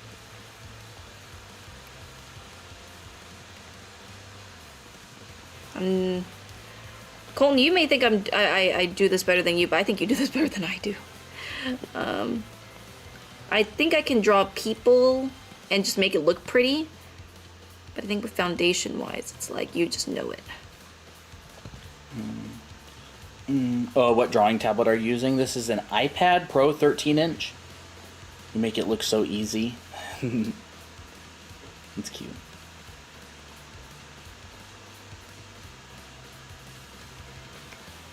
It's technically supposed to be behind her head, this arm. You're gonna hate me. I know. As soon as I look at. Huh? Does the legs feel? Legs feel kind of odd. This is hard for me too. I'm struggling with this. I'm not gonna hate you. This is not even a very good drawing anyway. No, I like it. I was gonna say you're gonna hate me when I point out that the legs feel. What if she had like more? Oh! I know. Crap! I'm gonna redraw this. She's gonna be like this, like. No, she's gonna have her. She's gonna. Oh. I've seen these stretches. Now let's see if I can pull it off. And then what happens with that arm? Probably just like. She's gonna hold on to this, and she's probably going to just rest the other hand on the other side, because she kind of has to balance on it. As soon as I pick up my pen, I immediately forget all of my learning of art. That's actually a really good... That's actually a really good point, and you're absolutely right. That happens to absolutely everybody. That is why doing practice and exercises is so important is not in the same part of your brain. People will learn something and they'll think they know it, but they don't really know it. Like they don't know it well enough to apply it. The only way to know something well enough to apply it is to exercise it a lot. I never know where to start with drawing.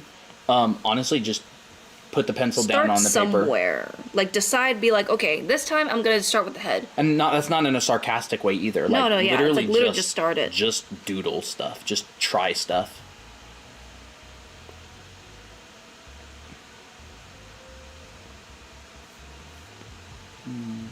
I always start with shapes. Sometimes if that works for you, then that's great. Well, technically all drawing is shapes. All drawings do start with shapes, yeah. All drawing is ever shapes. But yeah, that's true. Like simple shapes, I'm guessing you mean. A lot of the time I'll start with simple volumes, and that does a couple things. It gets my shapes and my perspective established. Like I drew earlier, I start a lot of the time with just a ground plane like that. What do you think? I think that's a bit of a better Any advice for art block and someone who can't sit down and draw because of ADHD? I grew up my whole life with ADHD. I also got re-diagnosed with ADHD as an adult. I would say become obsessed with your stories and your characters. Come up with a story, come up with characters, challenge yourself. Challenge yourself with drawing. Change subjects often. Practice perspective, practice anatomy, practice drawing backgrounds, environments, draw different things. Honestly, a sheet of paper that someone who has ADHD looks like this. Are you saying it's like complete and utter chaos, and that's good. You get a lot of drawing practice. Look at all that. Yep. Juicy practice. That's what I would say. I'm obsessed with my characters. Sometimes the only way I can draw is if I draw my characters. I literally... I won't draw anything else besides our characters. I can't get any motivation to draw unless I start thinking about characters and stories, and then I'm just like, oh my gosh, I want to draw that. Yep. In fact, I kind of want to work on that illustration. Do you mind if I work on it? We gotta work on... I don't know what else we have for topics. I guess do you want to work on the illustration? I want to make it as my wallpaper. Okay. Well, we haven't covered... Do we have any more? We have ruffled skirts, short male hair, chibis, rendering. We kind of did cover rendering a little bit earlier. Rendering, yeah, good enough. I think we'll do ruffles and skirts then, because I haven't done ruffles and skirts in a very long time, in a hot minute. So, ruffles and skirts, if you're still here. Are these archived anywhere? We are streaming at the same time on YouTube, and it is all archived on our channel, Draw Anime Academy. So, yes. It is 100% archived. You can actually go to our YouTube stream right now and back up the video if you want. This is our YouTube channel. Aww. Draw Anime Academy. Bozy Comics says, my two most consistent fixes for art block is your streams and expanding OC lore. That's sweet. Very nice. I'm not late, you're late in the video. So, oh my gosh, his face fell off. Where's his face? Yeah, it's here. Oh. His face fell off, yeah. So I think with skirts, there's a smaller lips and a larger lips. And all you have to do is just connect it. So it's kind of like a modified cone without the top. Bro got destroyed. I know. I don't know what happened to him. And then if you want to add ruffles and stuff, you basically draw the ruffles around the cone, and then you connect lines on top. Now this is a very, very basic ruffle, and this doesn't really look all that pretty. Abby's pose kind of looks like that. Yeah. Yeah, it kind of looks like that. Here's the waistband, or here's the elastic band usually. And here's the skirt area. Now, if you want this to look prettier, we can try a few different things. There's pleated skirts where the bottom is still the same, but instead of a round bottom like this, it's actually pleated. So you have one section overlapping the other. Is our stream lagging a little bit? I don't know. It's not too bad. And then here's the waistband. I teleported here from TikTok. This rules. Awesome. Yeah. YouTube viewing experience is probably way better than TikTok viewing experience because the screen's a lot bigger. Yeah. So. Hi, I see faces. Yes, we've been streaming with Facecam for probably a good month now. Mm-hmm. So there's a pleated skirt. This is like the better version of those anime drawing tutorial books. Yeah, we actually have 2 books. So we teach very similarly in our books as we teach right here. Yep. You can also do like tiered skirts where you would continue using the same format. You would just use this as a base and then you would like kind of design it out. So like maybe if I want a ruffled tiered skirt, I would make the ruffles like a little bit poofier. Oh, thank you, Colton. Wait. I think that's more good. Like that. Yeah. So I have one tier of ruffle skirt, then I'll have another tier that's billowing out, but still maintaining that round shape at the bottom. Nice to see you as well. Welcome back. And there's Fuzz, also... yeah, thanks for the follow. Thanks. There's also different types of ruffles out there too. You'll notice that I start things very differently. Go ahead. I want to try and hit 150,000 followers this stream. Oh, well. We're like 50 or so followers away. Let me look. When's it going to switch? We are 58 followers away. Wow. From TikTok showing that we have 150,000 followers. So if you are on the stream and you enjoy what you're seeing, I don't think there are 58 non-followers here, but every single one helps. And if you enjoy the content, if you think it's helpful, my music stopped, so I need to put that back on.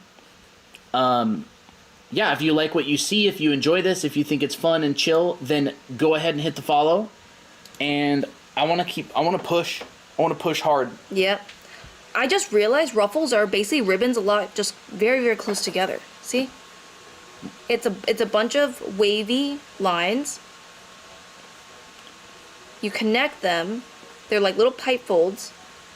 But if you actually like round them out and draw like another wave on top, it's basically a ribbon. It's a ribbon. Yes. And then you can shade the inside.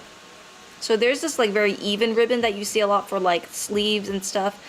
The type of ruffles that I like to do are actually a little bit more uneven, like this. So that means they still have the pipe fold shape looking things, but it's a little bit more erratic. So you'll see that I'm actually just being a little bit more chaotic with it. I have small, large, medium shaped ruffles, and then I just connect them to the back. Do you know of the bean method when drawing bodies? What do you think of it? The bean is just a way to simplify the upper and lower torso. Yep. It's really useful. Pretty much everybody uses it in some capacity. Mm-hmm. The bean method is like... Wow, you just drew a nice little bean there. There's a bean. Yep. Right? You can make it a little bit more boxy if you want. Hey, Yuvia. You know, you could make it a little bit more boxy and draw. Maybe we'll do something different. Like your hand's blocking. There you go. Right? You could do something like that where this overlap. Maybe I'll put that one in front. And that was like a pillow. Yep. Too. And then, of course, we are doing good, Chow Chow. Say, put the head up there if you want.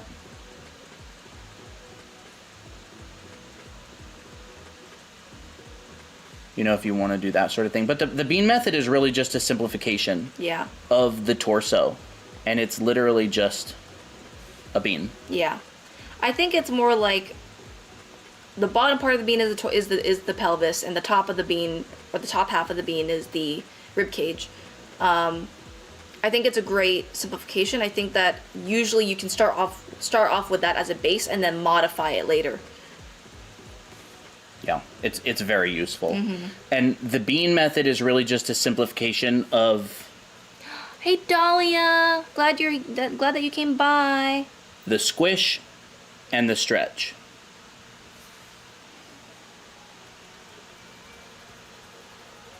Dahlia, hello. So there's ruffles. Hopefully that this was helpful with skirts as well. Drawing arms to the side. You mean like down resting by the side?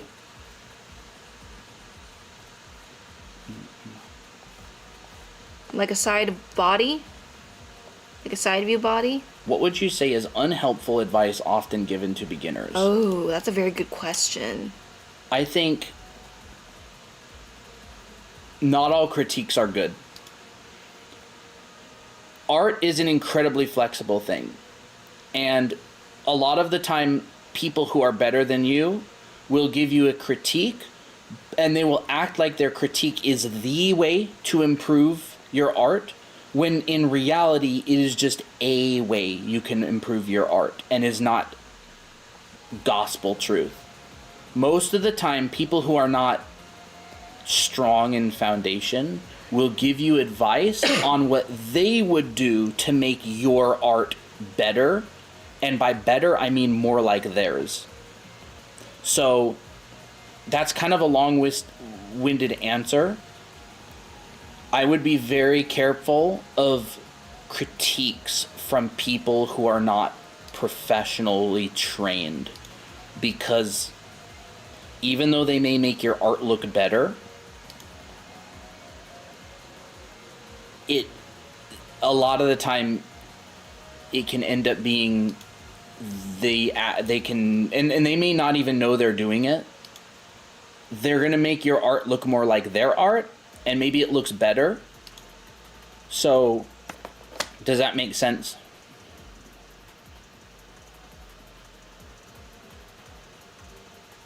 I heard art teachers hate anime art. Some of them do. I don't honestly care if they do or not. I think a lot of art teachers are they have an opinion about anime art. I think a lot of them they don't really understand that it's kind of all the same thing.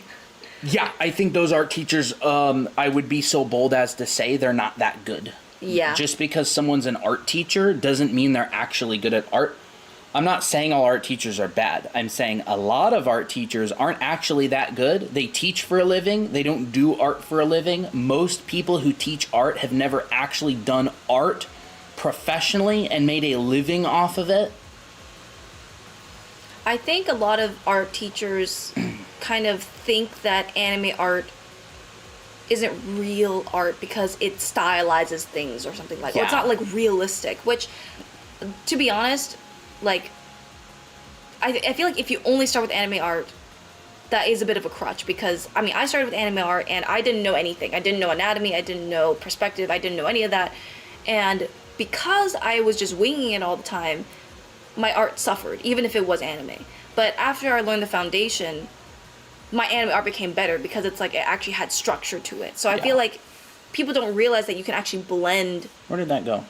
What? You can actually blend anime and realistic stuff and actually improve on it. Yeah. It's just a style. This character here that I drew was not in an anime style. No. Christina turned it into anime style. Yeah. But this figure that I drew to start, the drawing underneath of this, was not originally in an anime style. And I think a lot of people get started drawing and they watch anime, and so they think, man, I want to draw anime. Honestly, I don't know why so many teachers have a personal vendetta against anime art. I think if it gets people drawing and they enjoy it, don't yuck someone's yum. Mm-hmm. I wouldn't traumatize a kid I to never draw anime again. 100% understand, in the professional design industry, anime is recommended against because there is not an anime industry in the West. And so if you want to work professionally as an artist and you build an anime portfolio, it's going to be very difficult to get hired professionally. The entire game industry in the States and in the West is not anime. And I understand that, but I don't think a teacher should be against anime. I think they should just inform the students, look, if you want to get hired professionally to work on projects like video games, and you only have anime style in your portfolio, it's going to be difficult to get hired. Yeah. But I can think of specific artists that I know personally who violate that rule and still get hired because they have strong foundation. Well, not only that, but their style is very desirable too. Irie is a great example. Irie is a friend that I made, Irie Pan, I believe. Yeah, Pan, yep. She was a classmate of mine in Art Center. She's working at Riot as an illustrator, and almost her entire portfolio is anime style. But she's very, very, very good at foundation. So she doesn't use anime as a crutch to not have to learn the harder stuff. She can do a lot more stuff than just anime. So there's kind of two arguments. There's teachers who have a personal vendetta against anime, And then there's teachers who are concerned that if their students only do anime, they're going to have a harder time getting a job. Yeah. I do both. I've shown it before on stream, but I do both. I can do anime and I can do realistic, and I get job offers because I can do both. Yep. I worked professionally as a concept artist for years on lots of games. I worked on PUBG, I worked on Call of Duty, I worked on some Japanese games. None of them were anime style.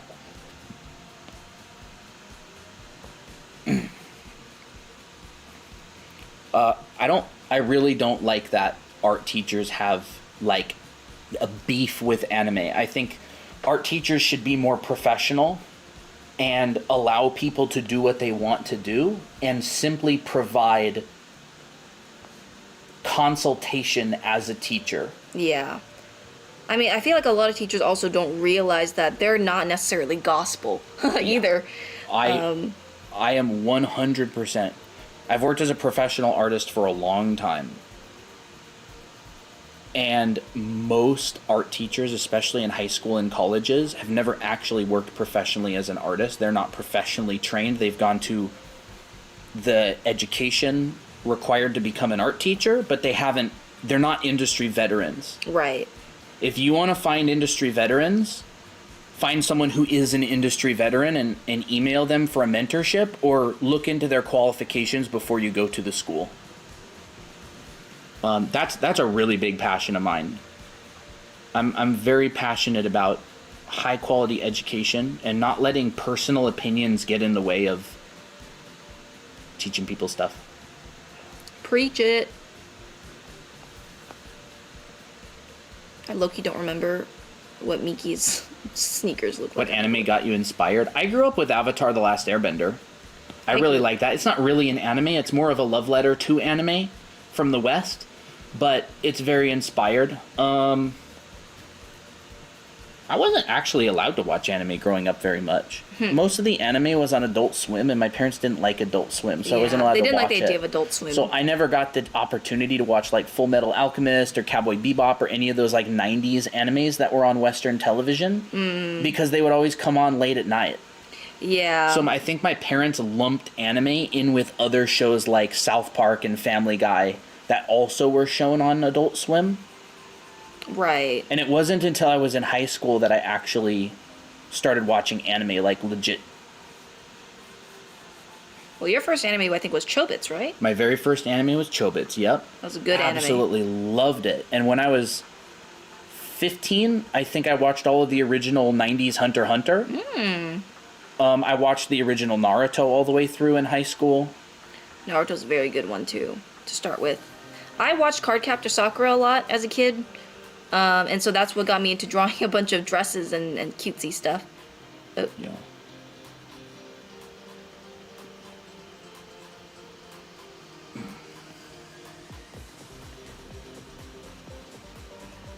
How do you draw shoes so well? Lots of practice. Lots of practice. I'm sure Christina doesn't like this shoe. You're probably like, It's like okay. It's like not the best shoe that I've made. This shoe looks great. This shoe looks great. I'm more proud of that shoe real nice. than this shoe. This is another shoe she drew. Yeah. I don't know. Sometimes like shoes are hit or miss for me a lot of the time because it's like it's just confusing and I don't like drawing it, so I try to avoid it, but then I know that that's not really helping my skill. Do you know the Muffin Man? Huh. No. I noticed while looking at your book on Amazon that there really isn't much attention for male how-to stuff, just female drawing. Is drawing girls harder than boys or something? I figured males are cause muscles. What book were you looking at? Because we cover both males and females pretty equally in both books. Unless you mean like there's other books that don't cover that, if that's what you mean. No, they're talking about ours. Oh, okay. What book specifically, Dominique? I can show you the books and show you what we cover with males. I honestly, believe it or not, I kind of prioritize drawing males in like how to draw books more than females. Yeah. Females is just more attractive, and a lot of anime just thrives on that. It's possible that the photos others have shared on Amazon are mostly of the girls and they just don't take as many pictures of the guys. Yeah, no, but we cover like guys a lot in depth. Yeah, it's pretty much even. Yeah. We made sure it was like even guy to girl ratio. Yep.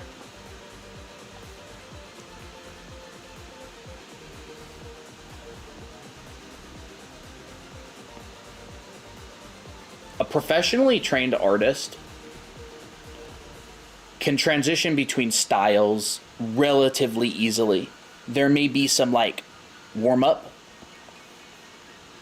Will Weston teaches people how to draw, and then they'll get like hired at Disney, and Disney will actually teach them the Disney style. Yeah, it's like, yeah. Our teacher, we had a teacher that works at DreamWorks. Was that Chris? Where Chris worked? Yes, I think it was DreamWorks. A DreamWorks guy. And professionally trained artists are very good. Like, they have foundation. They know how to make good shapes. Style is something that's relatively easy to change. Like, a bunch of beginners don't realize that. Style is actually not that hard to change once you have good foundation. It's like, once you know how to drive, you can kind of learn how to drive almost any vehicle pretty easily. Yeah, that's true. Or like, I don't know. I don't know any other analogies. Or it's like if you learn the foundations of cooking, you could make a cake. Or you could make pasta. Or like once you know those foundations, they're very flexible. Like you can do a lot with them. Within a very short amount of time, you can learn a new style. Like you spend a good 100 hours and you can, if you have good strong foundation, you spend a good maybe 50 to 100 hours practicing a new style, you get pretty good at it.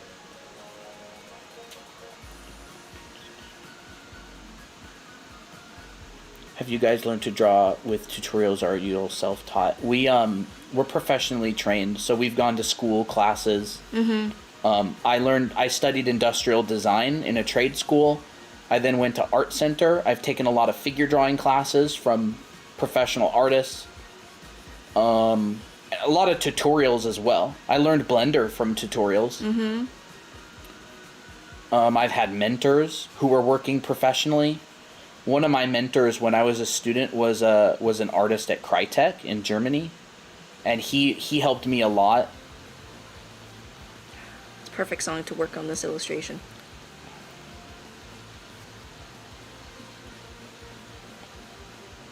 I feel like it's like reading music. If you learn how to read music, you can more easily learn a new instrument.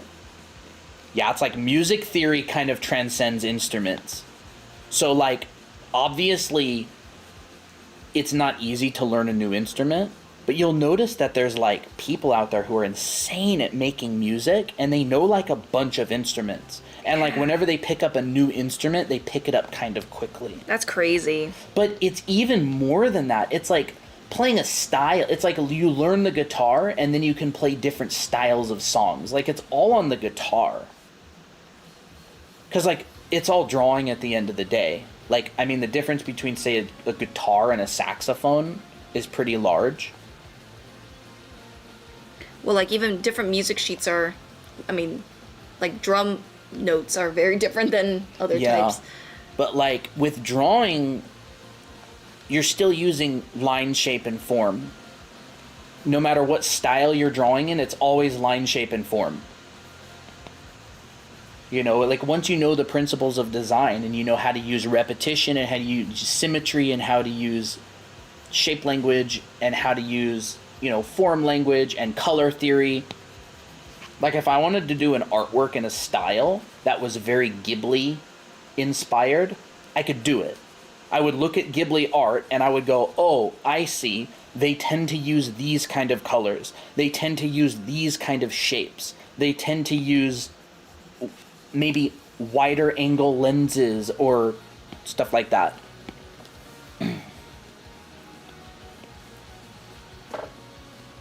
Now, there are styles that are really hard to replicate. Like, it's really hard to get into Blizzard and Riot because it's just really high-level work. It's super competitive. Well, it's like, I feel like you can't really get in just with the style. You have to actually think as well. No.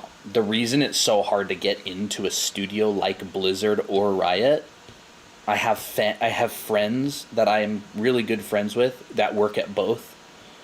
And the reason it's so hard is because people see the style and that's as deep as they go. Yeah. They go, oh, if I draw something that looks like Blizzard, then Blizzard will hire me. Not true at all. You won't get hired at Blizzard by only being able to do stuff that kind of looks like Blizzard. You need really strong foundation. Well, that's why it's so competitive. Yeah. Like, the guys that work at Blizzard are like art center graduates. They're like professionally trained in industrial design for years. They're really, really, really high level, and they can work in any style because they're pros. Does drawing on the iPad make you have migraines? Nope. Not that I know of.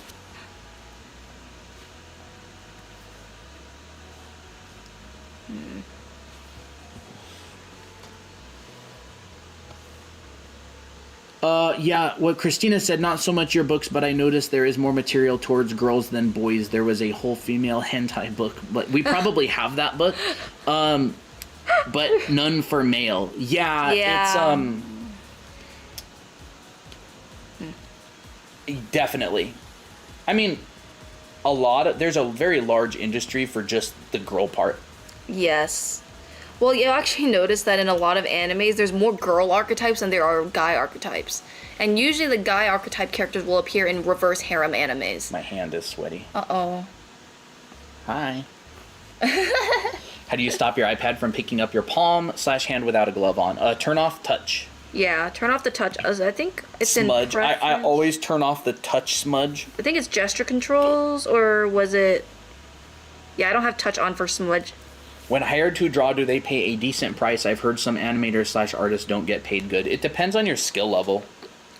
I don't know about other industries so much, but generally it's a skill-based industry, so the better you are, and you need to negotiate good rates as well.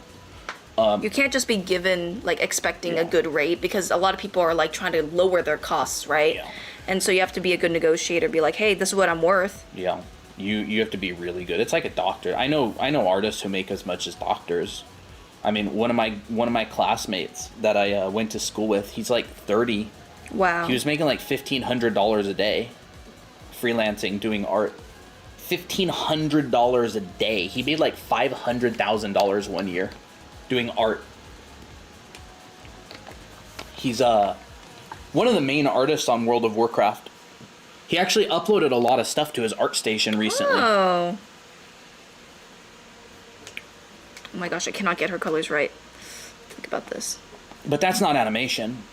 He's a concept artist. Concept art is generally a higher paid job, just because of it's a design job, and design is hard. Whatever. Design is really hard. I don't know how much animators made. I never did animation.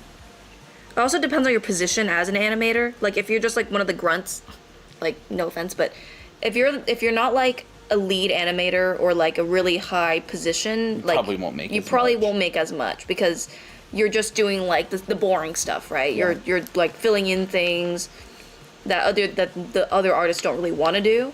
And that's the same thing with like concept artists as well. Like, when you're gonna become like a concept artist and you get hired at a studio, you're gonna be doing grunt work. You're not gonna be designing like the main character or anything like that.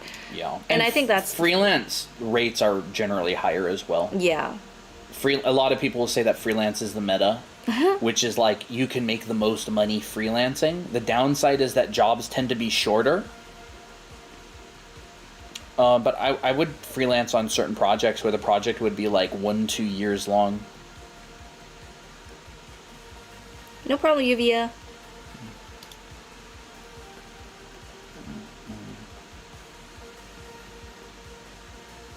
Simply being good at art also doesn't necessarily mean you're going to be paid well. working and getting paid is more of a business / sales thing. Art is simply creating artworks. Generally, the artists who spend a lot of time studying business and sales tend to make more, who are more aggressive with rates. Are those OCs? Yes, they're OCs. I'm just filling in their base colors. So right cute. now, I'm really liking this. I really like it. It's super cute. I don't like how orange Tira is, and I don't know how to do like a magic wand tool selection. They are OCs. Okay, I'm just gonna do this. I'm just gonna do a wild one right here. Also, pulling up your past comment about there being no anime West branch. Why is that? It's an industry that makes lots of money. I am very, very convinced that there's going to be Western. There's going to be a massive Western industry for anime related stuff. Like, I think technically true anime is only really Japanese. Yeah. But well, you're getting like Netflix making animes. I think anime is one of the most effective forms of storytelling. It's visually. So, yes. And you can get away with a lot of stuff. Since anime has blown up and become popularized in the West, you can see it Avatar: The Last Airbender. You can see it on Netflix. Korra, there's a even. lot of very anime inspired shows that are springing up, and I think over the next, I don't know, couple of decades, it's going to be very very large in other parts of the world. Like Christina and my one of our dreams is to make our own anime. Yeah, I want to make my own. I'm not anime. going to Japan to do it. No, we'll probably just do it here. I think there's many anime inspired things, but as far as the anime industry, oh my gosh, it's like very much in Japan. Like, yes. It's a huge well, like industry you'll there. actually notice that all the culture that they put in anime, like the bowing or like the mannerisms or whatever, it's all very Japanese culture. You don't really see any Western culture or any other kind of culture mannerisms in those animes. I mean, let's just say when they imagine an American, they make All Might. Yeah. Yeah, exactly. But yeah, I think that anime is going to get a lot more popular. This is just my own personal belief, just seeing the trajectory of things, you know? I mean, oh my gosh, it's a huge, huge industry. Yes. And think about it this way as well. Like, a lot of the kids who grew up with anime are becoming adults.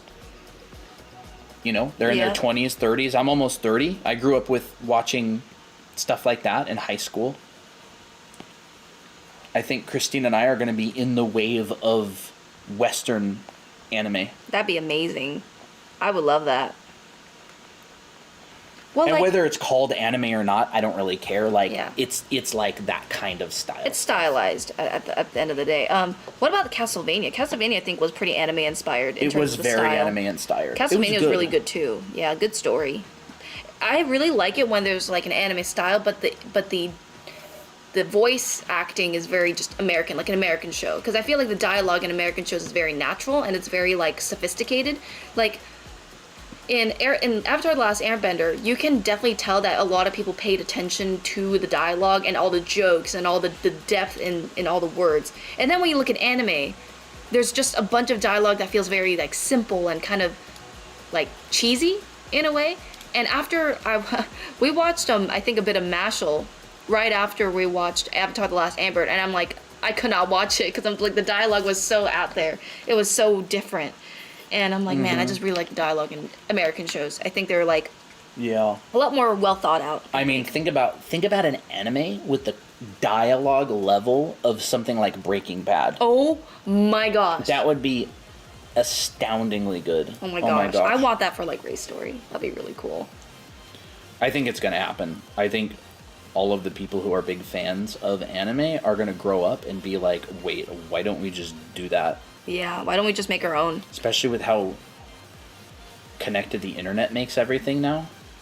You can do a lot of stuff online for not all that expensive. I mean, didn't Rooster Teeth make Ruby? Yeah, and that was anime. That's like a fan. Yeah. I mean, it's like 3D, but like it's like a fan anime inspired Western project. Mm-hmm. Bit long-winded, but I hope that kind of. I think it's coming. That's basically what I think. I think it's coming. Mm-hmm. I don't think anime is going away anytime soon. I think it's only going to grow. And I think it's already proven that it's incredibly popular and well received. I think that's why a lot of people just want to learn how to draw anime. It's because they just love the style. They want to learn it. Yeah.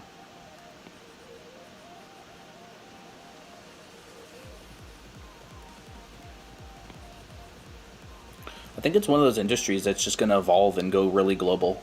Mm-hmm. If it's already going global now. Well, like, you also got, like, Star Guardian from, like, what, Riot? Well, that's, like, League of Legends. Mm. So, League of Legends has, like, a thing that's called Star Guardian. They have, like, a series of Star Guardian, which is, like, magical girls. And they had, like, a music video that was literally just an anime style. But it, you know, obviously was not anime. Which I always think is so fun. Even comics are starting to take heavy inspiration from manga. I'm sure they do. I mean, if you think about it, the people who are making comics are reading manga and watching anime. I'll notice the paneling's very similar. You can't, consume a large amount of something without being influenced or inspired by it. And I don't think that's a bad thing either. I think that's a good thing. You know? You do what you like. Your inspirations as a whole make you you. You can never not be you. Yeah. So, especially as artists who are trying to be unique and find your own style, your style is going to be influenced by all of your past experiences and influences, and you can't not be you. Yeah.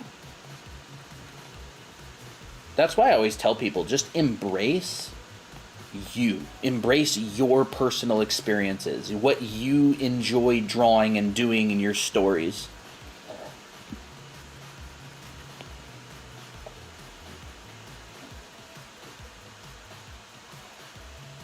I don't like how orange that is. There we go.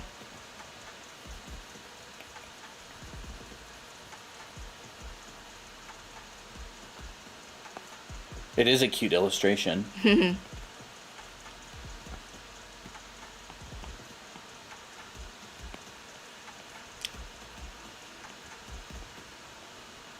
we go. Just want the coloring to be a bit neater.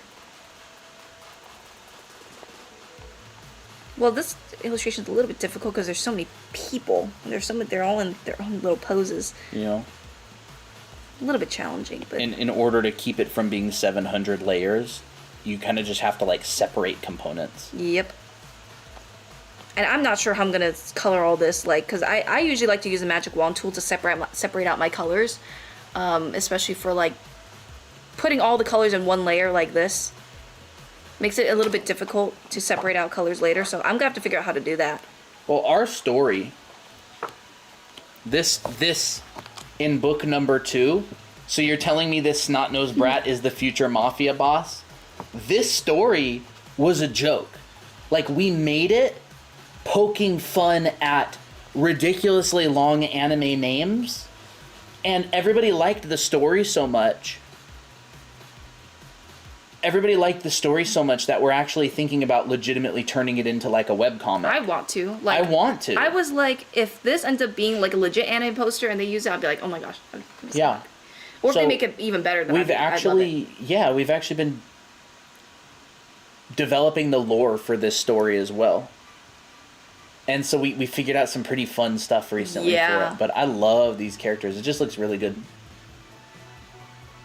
Well, it's inspired by anime because you got the archetype, the very common archetypes you see in a lot of animes, right? And it's just a funny story. Fun.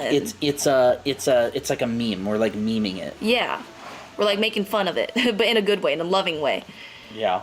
The only thing it's not is an isekai. Yeah. Which there is an isekai version. Which we did design an isekai version of it.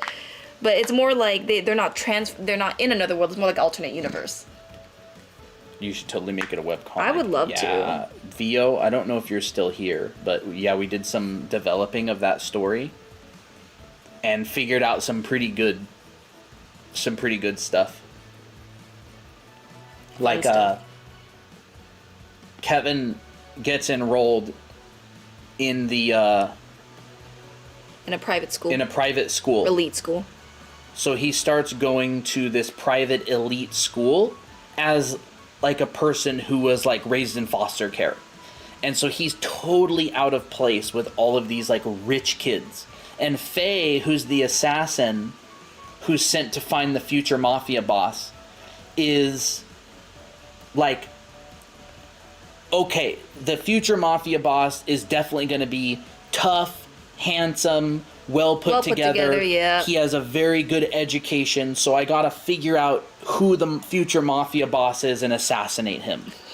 And Victor is posing as the school's janitor, but Victor knows that Kevin's actually the future mafia boss. So we figured out a couple more of those points of the plot. Like, Faye does not suspect Kevin at all because he does not fit the profile. Yeah, he's not like... He's just a wimpy kid. He's just a wimpy, snot-nosed brat, and Kevin has to succeed or else he believes he'll get kicked out of the school. Yeah, and therefore go back to the orphanage or foster care, and he just wants to... I think he just wants a home. He wants a place to belong, I think. Yeah. So, that was actually really cool. And then there's a couple of, like, plot twists and points and stuff that we have in mind, but we actually want to start expanding on the story, like, more. And we also thought of more Miki and Tira lore last night. Yes! Oh, Danny's... I don't know if Danny's still here. Yeah, we were so excited about the story that we stopped watching our show and went to go draw. I know.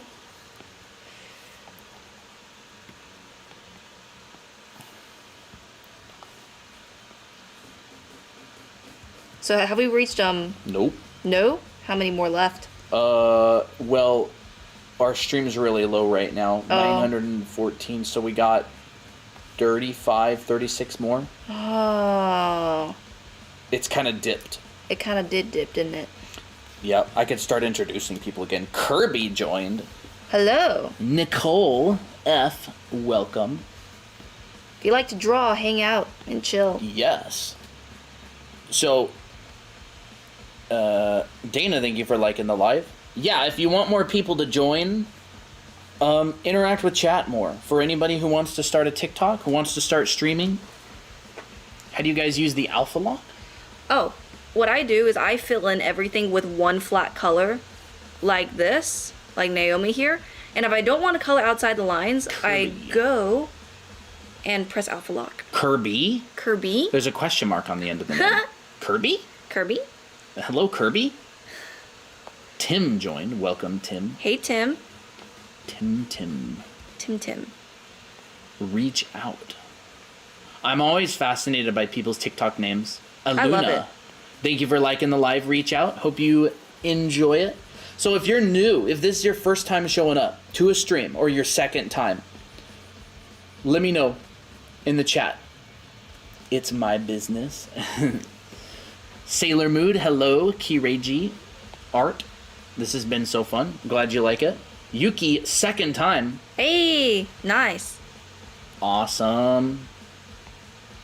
Yeah, so we did some anime drawing tutorials. Yep, I'll show it in a little bit. I'll change the title right here. Anime Drawing Hangout.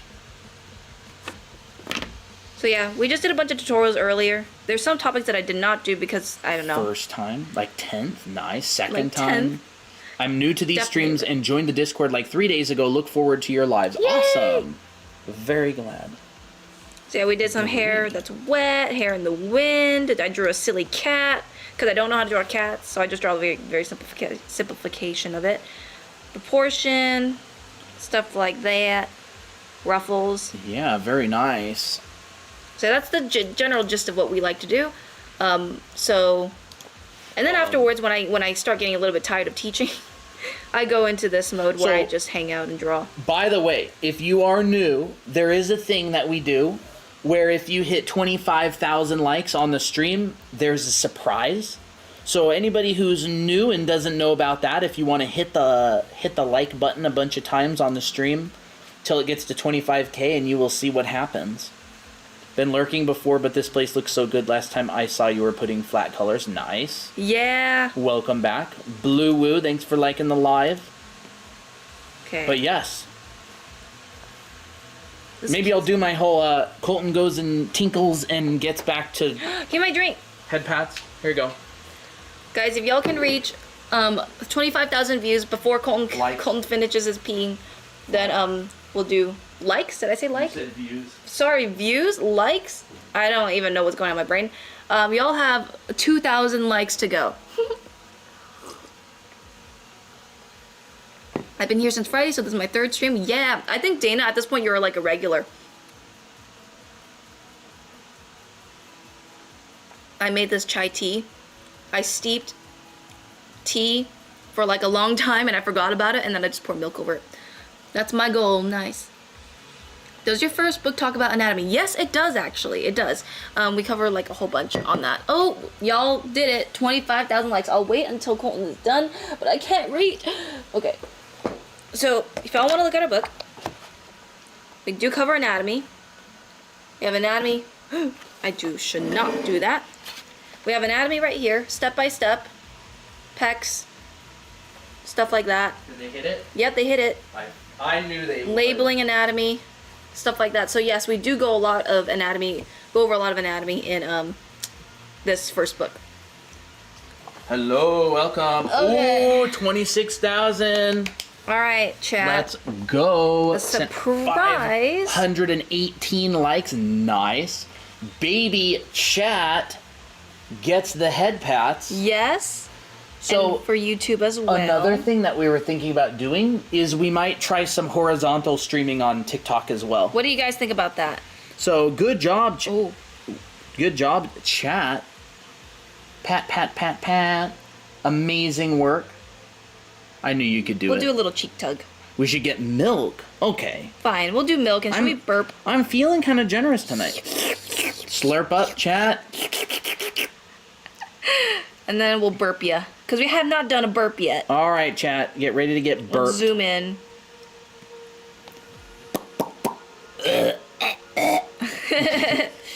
After your milkies, you get your burpees. I want strawberry milk. Strawberry milk, I love strawberry milk. Would be kind of cute, but I think chalky milk's more of like a meme, so we like it. Chalky milk. Strawberry milk? Strawberry. I like strawberry milk. It's cute. When's the next goal? Every 25,000 likes.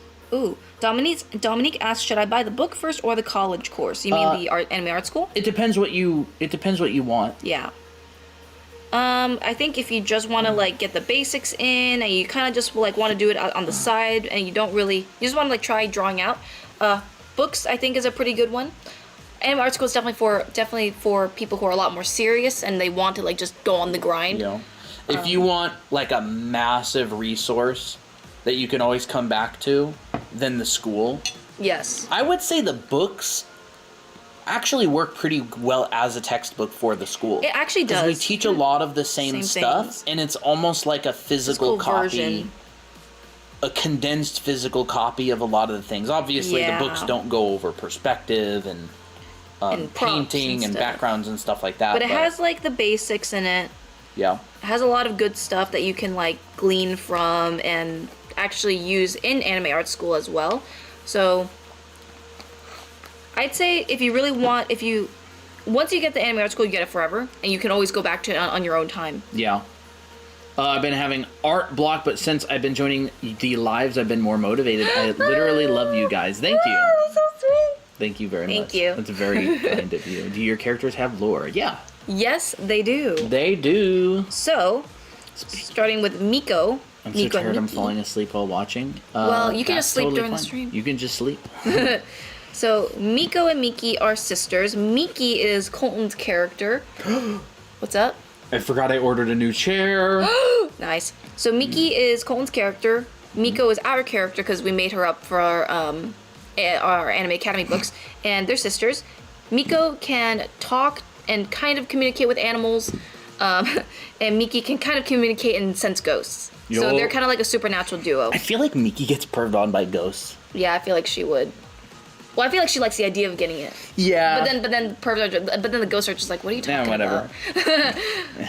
I feel like Miki, in some way, is desperate, but not really. She just doesn't really care. I think she just thinks it's funny. But at the same time, kind of wants a bit of that desire. The police are outside of my neighbor's house, so I'm watching your stream while I'm eavesdropping. Nice.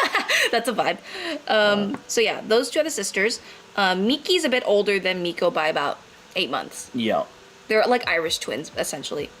Tira is Miki's friend. Yeah, Miki talks to ghosts. Miki talks to ghosts. Tira is the wealthy influencer. She's like pretty well off. She has like a really well-to-do family. A popular Instagram. Her dad's a chef. She's like a model. And her mom is a fashion designer. She has her own fashion line. Yep.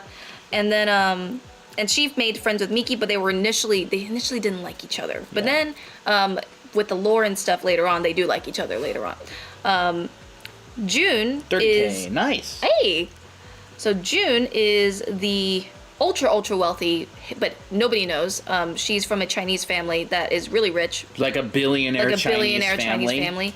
So she has a lot of resources, but she kind of just keeps quiet about it. She doesn't brag about it or anything. She doesn't spend much. Yeah. She kind of just keeps to her own hobbies and just doesn't really like to disturb people. But her and Miko become friends first. Yeah. And Miko knows June's secret, which is cosplaying. She's a very famous cosplayer. June is actually a secret cosplayer, and she goes to different cosplaying events, and she's super famous, but nobody knows her identity. Yeah. Except Miko. Who discovers. Yeah, who accidentally discovers. They're at her house, and they're getting snacks, and June has to put something back in her like cosplay cave, and Miko comes back early and walks in and sees that there's this big cosplay cave. So it's Miko, like a Batman cave, but for cosplay. So Miko has her secret. Yep. June also has this superpower, like it's called deja vu, and she basically dreams about stuff that's going to happen in the future, but she doesn't remember it until like the second. It actually happened. She doesn't remember it until the second before it happens. Yeah. So she maybe Miki's gonna trip on a pothole or something, or like a crack in the sidewalk. Yeah. And so June doesn't know it until the second Miki trips, and June's like, "Oh yeah, that was gonna happen." Oh yeah, I dreamt about that the other day. It's like a useless superpower. I know, it's so useless, but I love it. But actually, we were even thinking maybe they would develop powers because they're affiliated with Miki and Miko. Well, funny enough, there's actually a whole story about Miki and Miko's childhood. Yep. And they go on. It's like The Goonies mixed with a little bit of supernatural twist. And Scooby-Doo. Scooby-Doo. And so Miki and Miko growing up lived in Maine, and they lived in a little town, and they grew up with Abby, and Abby's that blonde character that we showed earlier, and she was one of their childhood friends. So that's kind of my project that I work on on the side. I work on I like to think mostly about this character group because OMG, I'm so from cute. Maine. That's awesome. Really? Where we need more information. I guess I probably wouldn't ask where, but that's awesome. Yeah. What's the vibes right now in Maine? Yeah. Is it cold? Is it colorful? How is the weather? We were thinking they're gonna grow up in a town, like a small-ish town by the coast, maybe like a Bar Harbor-ish type. I think we should ask what the culture is like there. Maybe that'd be more useful. Everything is dying and windy now. But yeah, I'll do illustrations of them. I have the illustration. Oh, we forgot to talk about Naomi. Oh yeah, Naomi. So Naomi is the fashionista. She's the fashionista. She's like the bling girl. She's the material girl. Well, technically, Tira and Naomi are kind of like the material girls of the group. But the thing is, Tira is more reserved. She's actually more mature about it. But Naomi is all about the aesthetic stuff, the glitter, the pink, all that stuff. She loves romance and shoujo mangas and BL mangas. Boyfriends. She has a lot of boyfriends, but she's always like, I'm on my slay queen era. I don't need no man. But then 2 days later. But then 2 days later, she gets up another boyfriend because she just couldn't help it. She's just like me. So In Illinois and it's snowing. Nice. And she loves trendy stuff. Your videos make me want to draw more of my OCs interacting. They're all magical girls. That's great. That's nice. awesome. I love magical girls. If you do, share it in the Discord server. Yeah. And then there's Jake, which we don't talk about. Jake is Miki and Miko's cousin. Yes. He grew up with them. He visited every summer and hung out with them. And so he goes on adventures with them as kids as well. I wouldn't say she talks in Gen Z brain rot. She talks more like a valley girl, but like obviously because she's darker skinned, she might talk, you know, depending on how she's raised and stuff. Yeah. So she's like the middle child, right? Yeah, she's the middle child. She's the middle child, so she's the oldest of the younger bunch. Yeah. So she has two older sisters who are already like moved out. So she's kind of like the oldest of the middle. Yep. So she has two younger sisters. Yes, like Clover from Totally Spies, Dominique. Yes, like Clover from Totally Spies. Exactly. Like that. Very much so. Very much so. Oh my gosh, thank you for stars.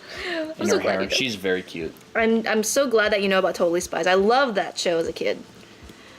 In a way, I feel like Tira would kind of be like Sam. Yeah. Sam from Totally Spies. Clover? No, not Clover. Alex would be like Miko and Miki together, I think. Jake is just there, I guess. Yeah, he's just there. Well, he's got lore from childhood and stuff as well. Okay, I think this is a pretty good tone. Bar Harbor is like a city compared to my town. There's maybe 500 people here. They live in a very small place then. Hey, Yuki Law. Hey, Yuki Law. It's been a while. I think each girl that I draw, like, I switch to like a different mode, right? Like if I'm drawing Miko, I'll have like a Miko like mode about me. Like I'll be like, oh, like, you know, she's cutesy, she's soft, she's like gentle. And then when I go to Miki, I'm like, rah, and I don't know, I'll just be a little bit more excited. Yeah. And then Tira's like the more elegant one. I'm a bit more careful. I draw her a bit differently. Yeah, June is sleek and professional. She's like Naomi's chaotic. Which I always like drawing her because she kind of brings a different side to me. Just because she's very different. I don't create characters like her enough. My lore always used to change, so I made it where multiple universes exist. I just win now, though. Nice. Jake is so Jake. Jake is very Jake. What's the craziest thing one of your OCs have done? Oh, I have no idea yet. I don't know. Tira and Miki are besties. So, let's say, what would be the craziest thing that Miki ever done? Drink a soda bottle while it's fizzing up or something? I have no idea. That's not really crazy. Haven't thought about it yet. I don't really know. I mean... But it's a good question. It's good to talk about that. They have, like, adventures that they went on.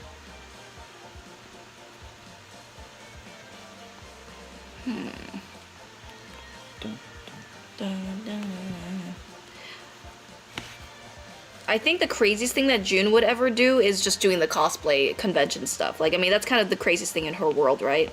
Uh-oh, did my thing run out of battery? Nope. It just decides to quit. Jake is so Jake, yep. Oh my goodness, okay. Jake is very Jake. I feel like that's why a lot of people like him. It's because he's always left out, and everybody kind of pities him because of that. But they also think Chucky's back. They think he's attractive. Hey, Chucky. Why is? Oh my gosh, this is why her skin is so red. I don't want it to be that red. Yeah, and for the newer people. Yep.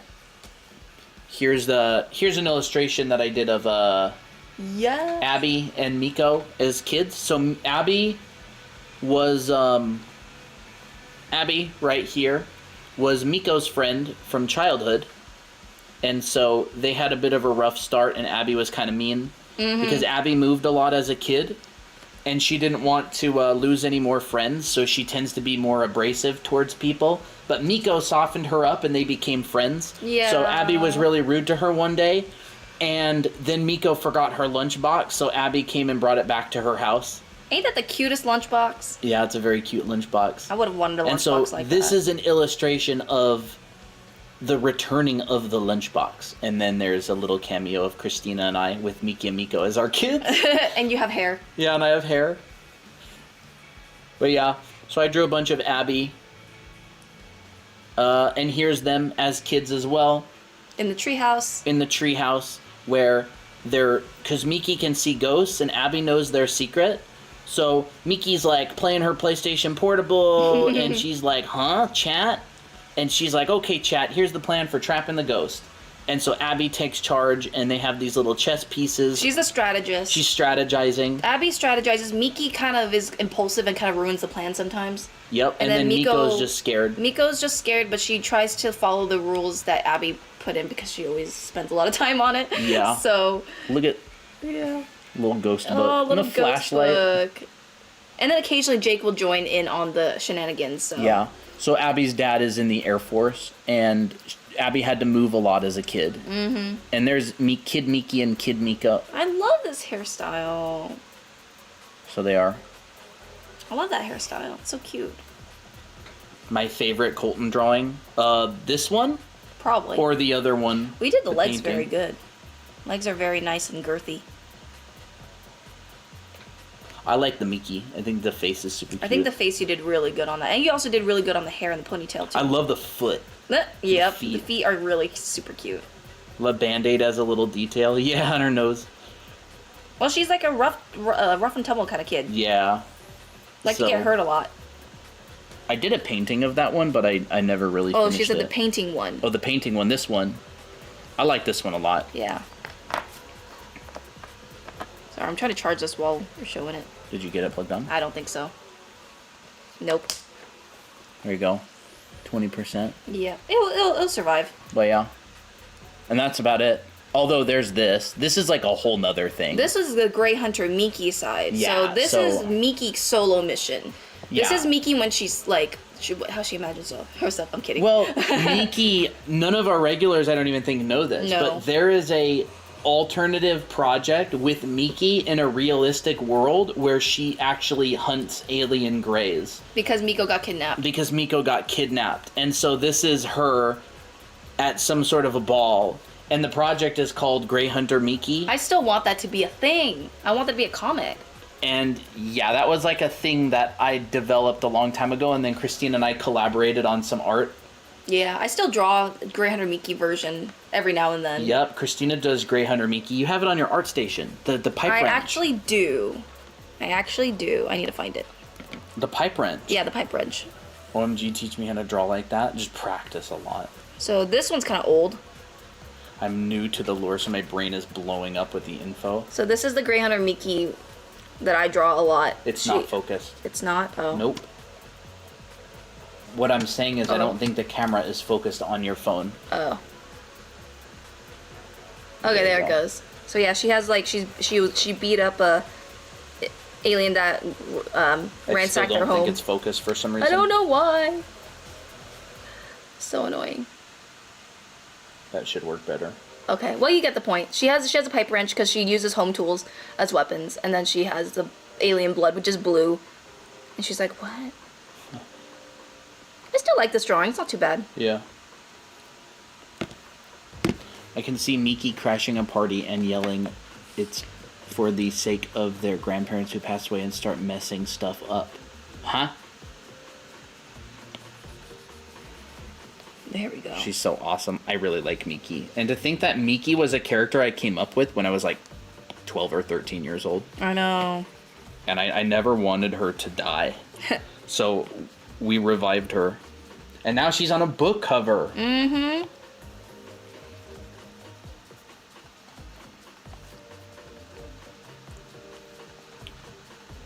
And now every time I'm doing my heads, my practice heads, I've just been drawing a bunch of Miki, yeah. The problem with a blue background is that colors that I originally would usually use turn out to be way more intense. And I think that's the color theory part that kind of messes me up. We're almost done filling in the base colors. Good night. Good night, Fuzz, yeah? Good night. Reminds me of the girl from The Shining. Oh, with the, what does she use? The wife? Wait, how do you practice draw bodies? Do I just draw them? It depends. I would say take figure drawing classes. I think if you've never drawn a body before, sometimes just starting and without really expecting a super like neat process is just what's gonna get you like in the ground, you know, in the dirt and doing the drawing, right? I think try it out, see which part is really difficult, and if everything's very difficult, then you just need to draw a little bit more. And I think later on, as you get more comfortable with just the idea of drawing and moving your arm and stuff, learn a process later, which is the benefits of a figure drawing class. Yeah. Because there is a methodical way to do it, but I would say it's not very helpful if you've never drawn before. So I'd say just take a stab at it, draw a lot of it, and just see where it gets you to. Color theory is very tricky. Yes, it is.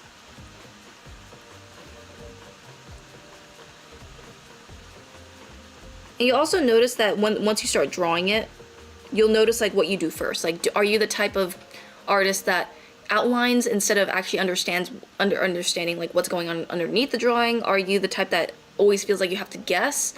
And I think like you won't really know those problems unless you do the drawings. So yeah. But it is hard. Drawing people is very hard. Yeah. Because we see them every day. Yeah, it can be kind of... It's difficult because you know what people look like. Yeah. So people are very sensitive to things that are incorrect about stuff they see a lot. You know what's funny? It's easier to tell what's wrong in the drawing than actually know what to do to fix it. Yeah. Funny enough, someone asked that earlier. What's bad advice? Or what was the question? Or what was the thing? What's the worst advice? I don't know. Something like bad advice, like that you've gotten, or like... That you see or something? Yeah, something like that. That's another thing. Being able to tell that something is wrong with the drawing and being able to know how to fix it are two completely different things. And if you can tell something's wrong with someone else's art, that means virtually nothing. It does not help anybody in any way, shape, or form. Saying, oh, the arm is weird is not a critique. It's not helpful. It's not even helpful a little bit. Yeah. Being able to give a suggestion on how to improve something in a practical way, that's helpful. And also being able to show that you can do it too. Because like a lot of people will also say, well, maybe fix the hand a bit. But then like they actually won't really know how to fix it either, like when they actually do the draw over. Yeah. So that's kind of what happens sometimes. Yeah, you should be incredibly wary of other beginner artists giving you critiques. Yeah. They're very, very, very bad, like 80% of the time. So Yuvia says, I only have 2 OCs, and one is a girl who is an amputee who has a cooler vibe. The other OC is her best friend who helped her find joy in life. I want to make them a friend group. That's so cute. I love that. You know, Jasmine, welcome. Hey, Jasmine. Wasn't June's name almost Jasmine? I think it was almost Jasmine, yeah.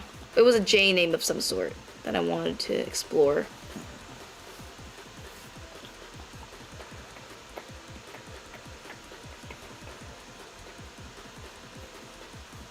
Sometimes I wonder. Jasmine. Ooh. What? Sometimes I wonder, like, what if we did like speed draw another time, just to like see how it does. Could be fun. What was another thing? Oh, I wanted to stream Cooking Mama at some point. Cooking Mama. Cooking Mama. I want to do Cooking Mama. Off-day stream. Yeah, like an off-day stream. I want to stream Cooking Mama. Yeah.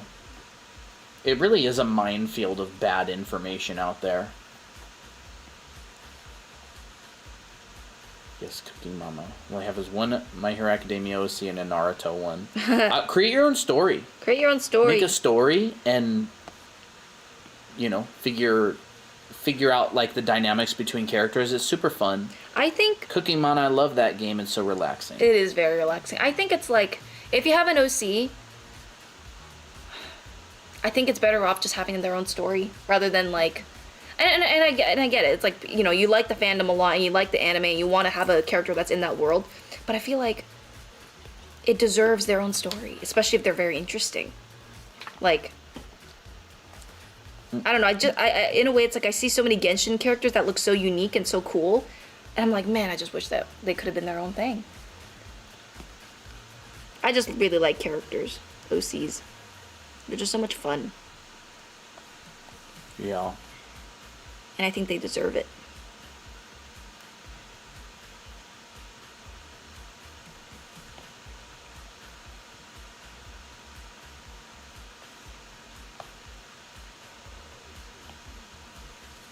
There we go.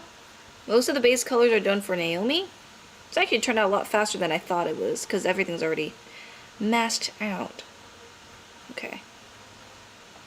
So honestly looking pretty good, isn't it? Kinda. Yeah, I feel like that's pretty fun. Kinda looking a little bit not so colorful anymore.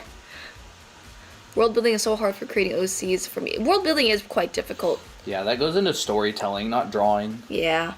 It's a totally different skill set. Poor Jake.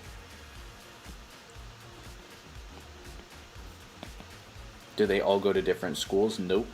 They all go to the same school. At least for now. There's a dress code at the school where you can have a larger variety with your clothing. They don't all wear the same color. Yeah, like you'll see that Miko's is orange, Miki is purple, Tira's blue, June is green, and Naomi's pink. But they're all like similar styles and stuff. I mean, like, I wanted a uniform that has like multiple colors that you can choose from. Isn't that cool? I want to try to get all these base colors done before stream ends. Before we end stream. Yeah, we'll probably wrap up around the time you're done with that. Yeah. I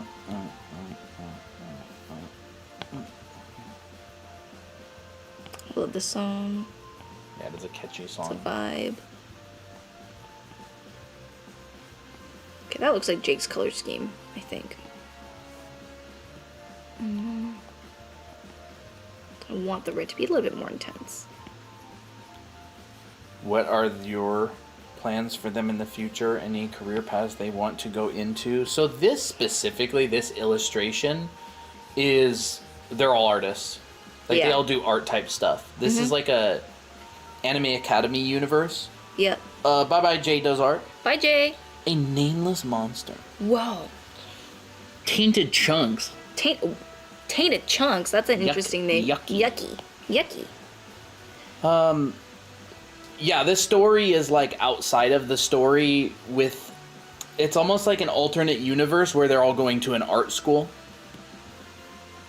But the story of them in general, they're not artists necessarily. Yeah. So our OCs here inhabit the Anime Academy world. A junior probably talking about, does the one girl still do cosplays as a side career, because I love that. I think she'll probably do that for a while. I don't know if it'll be a career. Yeah, we haven't developed out their adult lives really. I don't think we probably ever will. Not unless it like feels like it would make sense to develop it. Yeah. It's like an anime where they just stay young forever. Yeah, kinda. Not like a Naruto or anything, but like a laid back camp or something. Yeah, like where a it's laid back like camp. the story. Well, I guess even they have a season where they kind of grew up. Yeah, that's true. They had a movie. I still want to watch a season 3.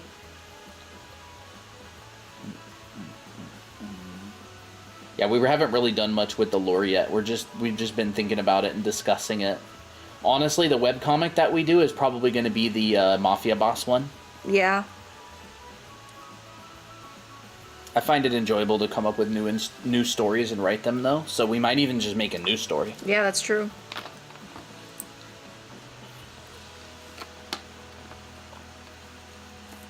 I remember my dream as a kid was just to like have an anime.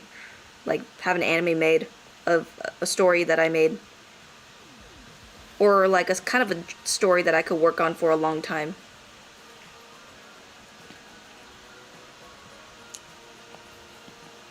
Okay, almost I need done. a Google Doc with all their lore because I'm so behind. You'll hear it as you hang out for sure. Yeah, no worries. We'll probably talk about it more often, so you'll be able to memorize it. All right, I think Jake is done. Now they don't look like... Oh, wait. I forgot to add Naomi's little stars in her hair. So we can't go without that. Oh, wrong layer.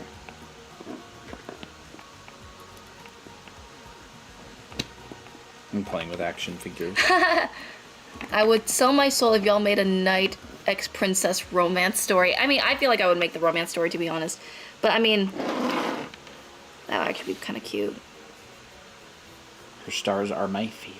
Wow, you're still live. Yeah. Yeah. We've been live for, actually exactly 3 hours. Oh, wow. Probably be wrapping up pretty soon here. Yep. After I color in these little bits and bobs. Ooh, that's really...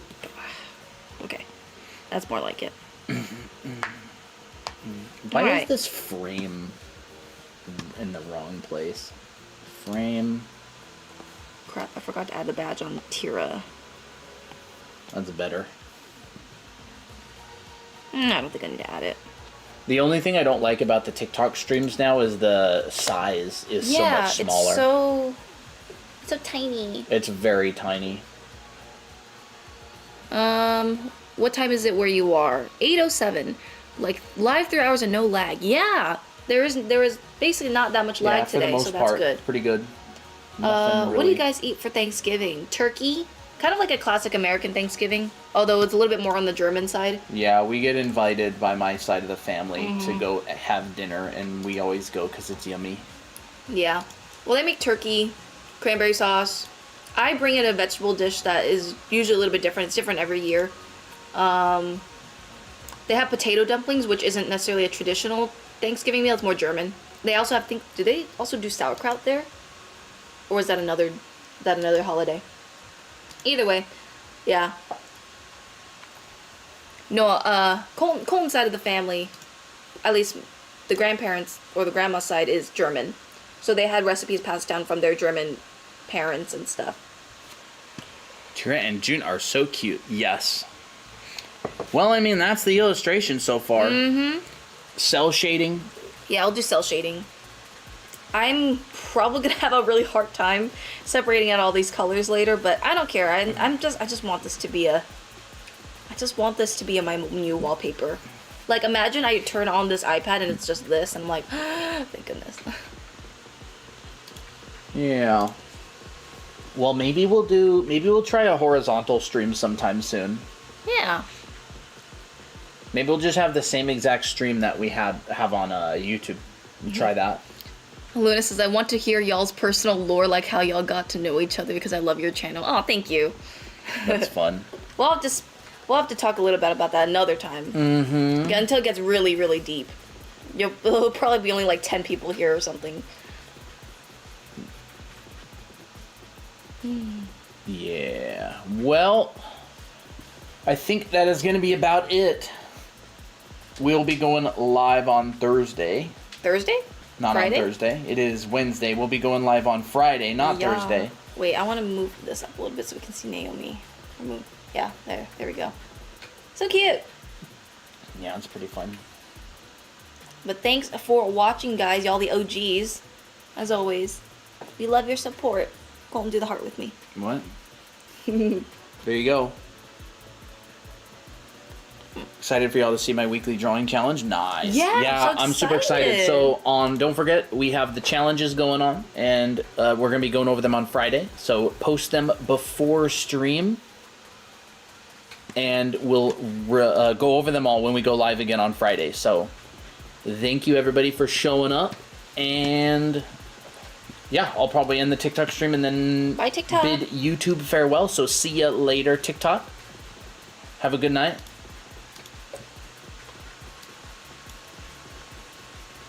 And then we've got YouTube as well. So I will talk to you later, YouTube. Bye-bye. Bye.